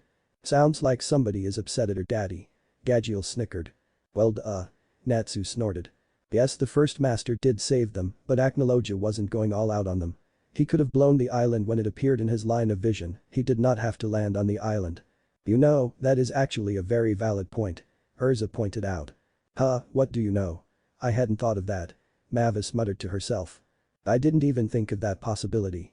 Makarov said with wide eyes before he scowled, so that means I nearly died for nothing. He cried out indignantly. Hell, when he did, he never blasted them. He just stomped and huffed everything around him. The biggest thing that proves that her father had no intention of hurting them was that no one died. Anyone that got hit by him did not die, hell, no one lost a limb. Did no one find that strange? He did not see them as any kind of threat, which made the young girl frown. She never told anyone this, but she always wondered if her team saw her as a burden. Wendy, we've discussed this. You will never be a burden to us. Lucy said softly. Wendy smiled at the blonde. I know, which is why I don't bring the topic up anymore. She responded with a smile. She was not the best fighter and more a supportive member than a combat specialist like Natsu, Gray, and Urza. Plus she was not all that strong. Her best spells were her enhancements and healing spells. Whenever she fought a strong opponent, she was always pushed behind and watched as someone else beat the bad guy. Whether it was the battle with Eurasian Sais, the Dragonoid, the battle with King Faust in Adolas, and the disaster in Tenryu, she was always left behind and had to rely on others for everything. She gripped her hands tighter. She was so tired of being weak. She needed to get stronger. But how could she get stronger without the proper teacher? Wow, she really is down in the dumps about not being strong. Laxus muttered. Doesn't she realize how much of a help she was when we fought Hades? Gray questioned. Come on guys, she's a little kid that thinks she needs to be as strong as everyone else to provide proper backup. Oh yeah. Richard Akahata said. She was cut from her musings when she hears someone calling her name. She looked up to see her team looking at her strangely. The first was a boy in his late teens, he had spiky pink hair. He had slitted black eyes and his body was lean and muscular. He was wearing a one-sleeved long black overcoat with gold trimmings. He had a brown belt tied around his waist with white trousers and black sandals. The noticeable attire on the boy was the white scarf around his neck and his exposed right arm with the emblem on his shoulder. This was Natsu Dragneel, the fire dragon slayer. I make my debut, Natsu cheered. Yeah, we can see that flame brain. Gray said. What did you call me, Ice Face? Natsu yelled at him. You heard me, Charcoal Breath. Gray responded. Seconds later they both felt an armored hand clamp down on their shoulders and stiffened as Urza spoke to them in a menacing tone. Natsugray, shut up or I'll have to punish you. She ordered. Yes ma'am. The two squeaked out. The second was blonde-haired woman with large brown eyes. She had an impressive blossom and a very curvaceous body that was the envy of many of the guild. She had the guild symbol on the back of her right hand in pink. This was Lucy Hertfilia, a celestial spirit mage. The next person was a boy also in his late teens with spiky black hair, dark blue eyes, and with a scar right above his left eye. He was shirtless, making it easy to see he had a muscular build like Natsu. He had the guild mark on his right pectoral muscle. He wore a silver necklace that resembled a sword with a stone on the hilt of the blade. He had dark cargo pants with black boots. This was Grey Fullbuster, an ice molding mags and the guild's residential stripper. The third was another female with a similar builder, but with a slightly lean and muscular build. She had long scarlet hair that reached her waist. She had a light complexion with dark brown eyes. She wore silver armor around her chest and arms. She had a blue skirt with dark brown boots. She had a blue guild emblem on her left arm. This was Urza Scarlet, Titania, the Fairy Queen, an S-rank mage, and the strongest female of the guild. More like she who knows no mercy. Juvia grumbled. What was that? Urza asked her. It was nothing ma'am, I'm so sorry, please don't kill me. She whimpered out. The last person looked like he was in his early 20s like Laxus. He had long spiky black hair that was slicked back at the front. He had red eyes with slitted pupils. He had no eyebrows with 3 metal studs in place of them. He also had studs on both his firearms, 2 below his chin, 4 as piercings on his ears and 2 on the sides of his nose. He wears the guild emblem on his left shoulder in black. He wore a black sleeveless tunic with beige pants tucked inside black boots that reach his calves. He also had black gloves on with studs. The most distinguishing feature was the black wing-like ornament on his right shoulder that was attached to his tunic by a large stud. This was Gadgil Red Fox, the Iron Dragon Slayer. There were 3 cats with wings alongside the mentioned mages. One was male with light blue fur called Happy, a female with white fur called Carla and Wendy's partner and best friend, and finally a black cat called Panther Lily. Wendy was surprised to see them before smiling at them, momentarily forgetting her dark thoughts, and said hello to everyone. Uh-oh, somebody needs a talking to. Gadgil said like he was talking to a kid. Smack. Don't be rude. Levy said to him. Yes shrimp. Gadgil whimpered. "So everyone, why are you all here?" she politely asked. Everyone frowned before turning to Carla. "Wendy, everyone is here because they have been worried about you." Wendy looked strangely at them. "Why are you all worried about me?" Carla just looked annoyed. "Because child, for the last 3 weeks you have been rather quiet, keeping your distance from everyone. When anyone sees you, you're in the back of the guild all by your lonesome staring at your necklace. We're worried about you, Wendy." "Wow, that long?" Wendy asked, surprised. "I'd be worried if I saw Natsu doing that as well," Happy said. Wendy dropped her head. She didn't mean to have everyone worried about her, she just had a lot on her mind. "Sorry everyone, I just had a lot on my mind these last few weeks." Everyone looked at each other before looking at the sky dragon again. "Wendy." She looked to see Natsu and Gadgil staring at her. "Does this have to do with acnologia?" Wendy flinched. "Wendy, I know you're feeling frustrated at how we got rocketed by that bastard. He made us look like we were nothing, even us dragon slayers could do nothing against him. He made all of us feel powerless weaklings. Understatement of the whole damn century, we were like ants compared to a fucking boot," Laxa said. "How many times is this chapter gonna make us feel like we're just a bunch of kids on the playground and he's the bully?" Bixlow scowled. "Until it sinks in that is exactly what we are," Kana said as she chugged a new barrel of booze. Angel looked at her with a noticeable grin. "You know that's not good for your health, right?" she asked. "Maybe so, but my spirits are always high," she exclaimed happily. Wendy began shaking. "We all feel the same way. All of us took a shot to our pride. He made us look like we were nothing but insects that he was trying to swat. He showed us that there are a lot more powerful beings in the world that we haven't seen yet, which is why there is a bright side to this." Wendy and everyone looked at him funny. "He screwed up by not finishing us off. Now we have the chance to get stronger and become the strongest guild in Fiori again. Then we'll find that scaly bastard and kick his ass for real. We will show him that you never should underestimate Fairy Tail. Who's with me?" Natsu giving a motivational speech. "Has acnologia come back?" Happy chuckled out. "Hey, I can be motivational if I want to be." Natsu cried out with anime tears in his eyes.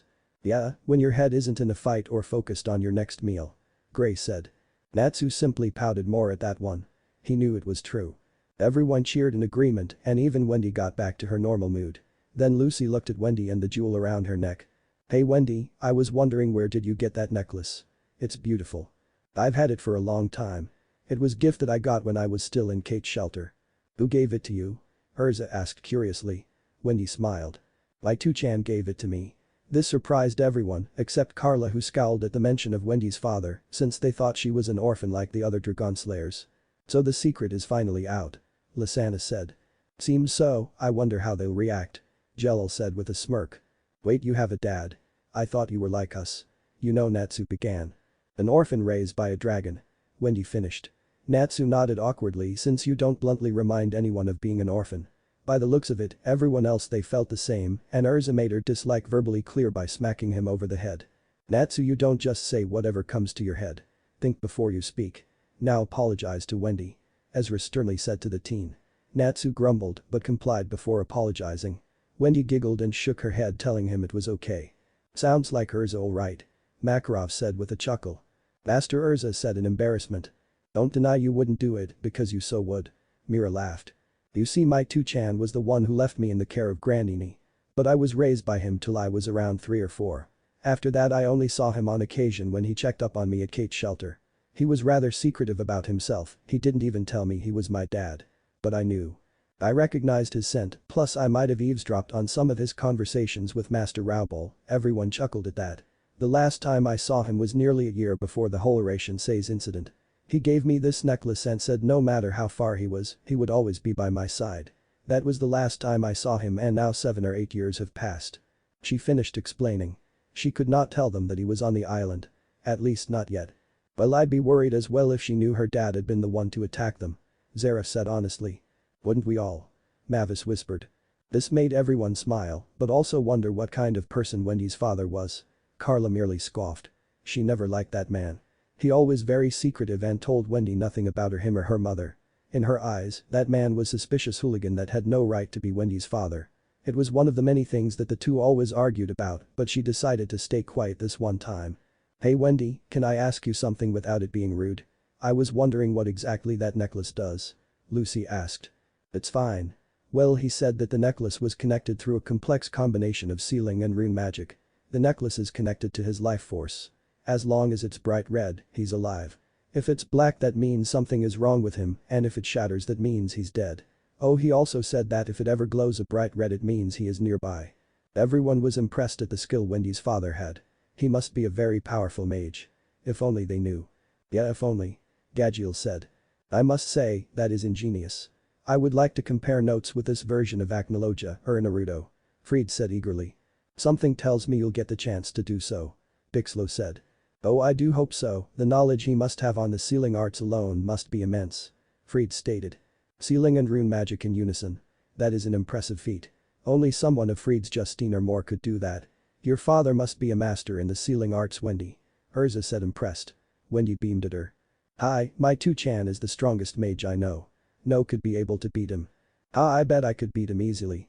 Natsu boastfully claimed. Wendy just giggled at her fellow dragon slayer's antics. I'm sorry Natsu-san, but I have seen you at your best and when you're pushed to your limits and beyond. My dad has no limits and is probably one of the strongest mages, if not the strongest in the entirety of Earthland. So you have a long way before you could realistically challenge him. Everyone looked at the girl oddly. Was her father really that powerful or was this just hype to make him seem bigger than he actually was? Again, if only they knew just who was her father. Gadgil just smirked before getting in front of Wendy and patting her on her head. Hehehe. Looks like our little Wendy is a daddy's girl. Right. Gadgil teased. Gadgil went to comment, only for Levi to pull on his cheek, not one word, or else I'll have to see to it that you'll be punished by Urza. She said. But my other self has a point. He said. Natsu coughed into his hand whipped cough and caused Gadgil to glare at him. Wendy blushed and pouted mumbling that she was not. This caused everyone to laugh at the girl's expense. After calming down, Ezra explained that they were going to visit the medical mage, Perusica. When Wendy asked why, they explained she may have an idea of how they can get stronger in a short amount of time. Wendy nodded and the rest of Team Natsu left to visit the recluse in her home at the edge of Mongolia. Gadgil and Lily decided to stay in case of a fight occurred in the guild. Of course he would, but I don't mind if the metalhead stayed to himself. Natsu said. What was that, salamander? Gadgil yelled. Here we go again. Gilderts chuckled. When the team met Perusica, she was less than welcoming. She was an elderly in her late 80s like Makarov. She had hot pink hair with 2 bangs on the front of her head and the rest in a bun with 2 gold ornaments on its sides. She had blood-red eyes. Her most noticeable attire was a high-collar blood-red cloak with fangs on the top of the collar. She told the mages she wanted nothing with humans and to leave her alone. When they continued to persist, she came out with a broom swinging around screaming for them to get off her property. Yep, that's the crazy battle right. Laxus muttered. She's not that bad, Laxus. Lucy said. To you maybe, but she always chases me with that broom. He muttered. The mages ran away in shock and fear, but Wendy looked back to the screaming women, she seemed familiar. When they were given a chance to breathe again, everyone were still shocked at how violent Perusica was towards them. Carla then saw the distress look on Wendy's face. When she asked, everyone was shocked when she began to burst into tears. She explained that her aura and scent were very familiar. The flavor reminded her of the sky dragon, Grandini. This shocked everyone and asked if she was sure, which she nodded. They began the debate of Perusica possibly being the one that raised Wendy. Yeah, we already know what happens here, let's see this Naruto character again. Sawyer said. I think this is just to introduce him and those of us that are a main character into the story, Sawyer-san. Yukino said. Yeah, but I want to see what that guy is capable of. He whined out. Lucy debunked this because Perusica has been around since Makarov's time and always stayed near forests. But the dragons have been around for a much longer time and they all disappeared on July 7th, X 777. That makes it 14 years since the dragons disappeared for the Dragon Slayers. This meant that it would make no sense that the two were connected. Wendy explained that while the two had the same aura and scent, her tone and attitude were complete opposites of one another. That was when Perusica appeared behind them, shocking the team. It was like she appeared out of thin air when she did that. Lucy shivered. She was like a ninja. Happy said. Indeed, she had practiced her shadow walking nin-nin. Natsu said as he wrapped his scarf around his face and mouth. Aye, nin-nin. Happy agreed. Will you stop it with your ninja obsession, Natsu? Gray yelled. Never, as a master of shadows I must remain vigilant, nin-nin. Natsu responded. Master of shadows my ass, you're just jealous that this Naruto guy is an actual ninja and you'll never match up to him. Gihigajil said. Natsu pouted, you don't need to rub it in my face. He said. She explained she was not the Grandini she was looking for, but she was her in some way. She explained she was from the parallel world, Idolas. In Adolas there is a parallel version to everyone in Earthland. Perusuka was the Adolas version of Grandini. Something that shocked everyone. Natsu asked if Igneal, Metallicana, and the other dragons had human counterparts. Perusuka said she did not know since she never met them. She explained she was stranded here decades ago. Yep, and even then she was such a sourpuss. Makarov muttered. You really gonna say that about Grandma old-timer? Laxus asked, I don't know if this is true or not so just roll with it. Yes I am. Makarov yelled back. That was when she met Makarov and he helped her settle on this new world and she has been here ever since. She then drops the bomb that she has spoken to the Sky Dragon herself through her magic. She looked at Wendy and said if she wanted to get stronger then she should learn these spells. She then brings out 2 paper albums. She explained the first one had 2 Dragonslayer's secret arts for her to learn. She then said the other one was given to her, shockingly, by her father in person. This got Wendy's and the entire group's attention. Wendy immediately asked if she knew where he was, but she sadly shook her head. However, he did leave a message for her. That stronger might I be heim. The day we meet again is fast approaching. Natsu had to hold back his laughter at the name. Bajul, however, had no such qualms about it and bellowed his laughter out, causing Wendy to blush in embarrassment.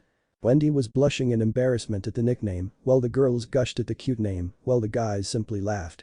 After giving her the spells, Perusuka decided it was time to return home. Wendy got out of her embarrassed and bowed in gratitude to the old mage and called her Grandini. As she walked away Perusuka could not stop the smile that adorned her face as she walked back home.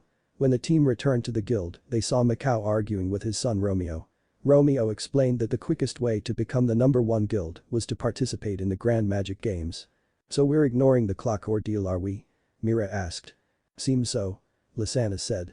Good, I hated that entire thing about that fucking infinity clock. Lucy stated as she crossed her arms under her chest.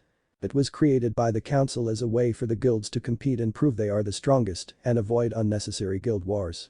However, Fairy Tail had always lost every time the guild entered. Plus the games were always different for each year. Romeo then explained the winner gets 30 million jewels, which got the master to declare they were competing. Everyone got excited and were ready to win. Romeo explained that the games begin in 3 months. That was plenty of time to catch up and get ready for the games. Wendy was excited to get a chance to learn her new spells. Team Natsu decided to go to a training camp. Which we didn't even get to train that much. Urza sniffled. I still can't believe you ate the food. Natsu whispered in horror. What, it was good? Gray said in response. You're the devil, Gray. Natsu said with tears in his eyes, how could you do that to them? He asked. What, it was a free meal and who am I to pass on opportunity? The ice mage responded. You're so evil. Natsu stated with a sniff. They were accompanied by Juvia and Team Shadow Gear, consisting of Levi McGarden, Jet, and Droy. Levi was a petite girl with shoulder-length blue hair with a yellow bandana tied around her head and wearing an orange tank top. Jet was a young man with orange hair tied in a spiky ponytail, and Droy was very obsessed man with black in an odd style, with having a tuft of hair on top of his head extending upwards, then curving forward like a plant stem. They ate along with Happy and Carla, then set out to get stronger. There was only one place to go for such serious training. The beach. And that was my one good deed. So who's next? Cobra asked as the book flew from his hand towards Bacchus. The drunken fighter didn't even blink when the book came to him and he grabbed it. Well, I guess it's up to me to show us a good time. He said. Better than ruining our reputation. Members of his guild muttered. What if neglected Naruto is acnologia brother chunin exams and thanks for watching my video till the end. If you enjoy this content then do consider subscribing to my channel and leave a like if you guys need the next part, comment down and thanks for watching the video and see you guys in the next video.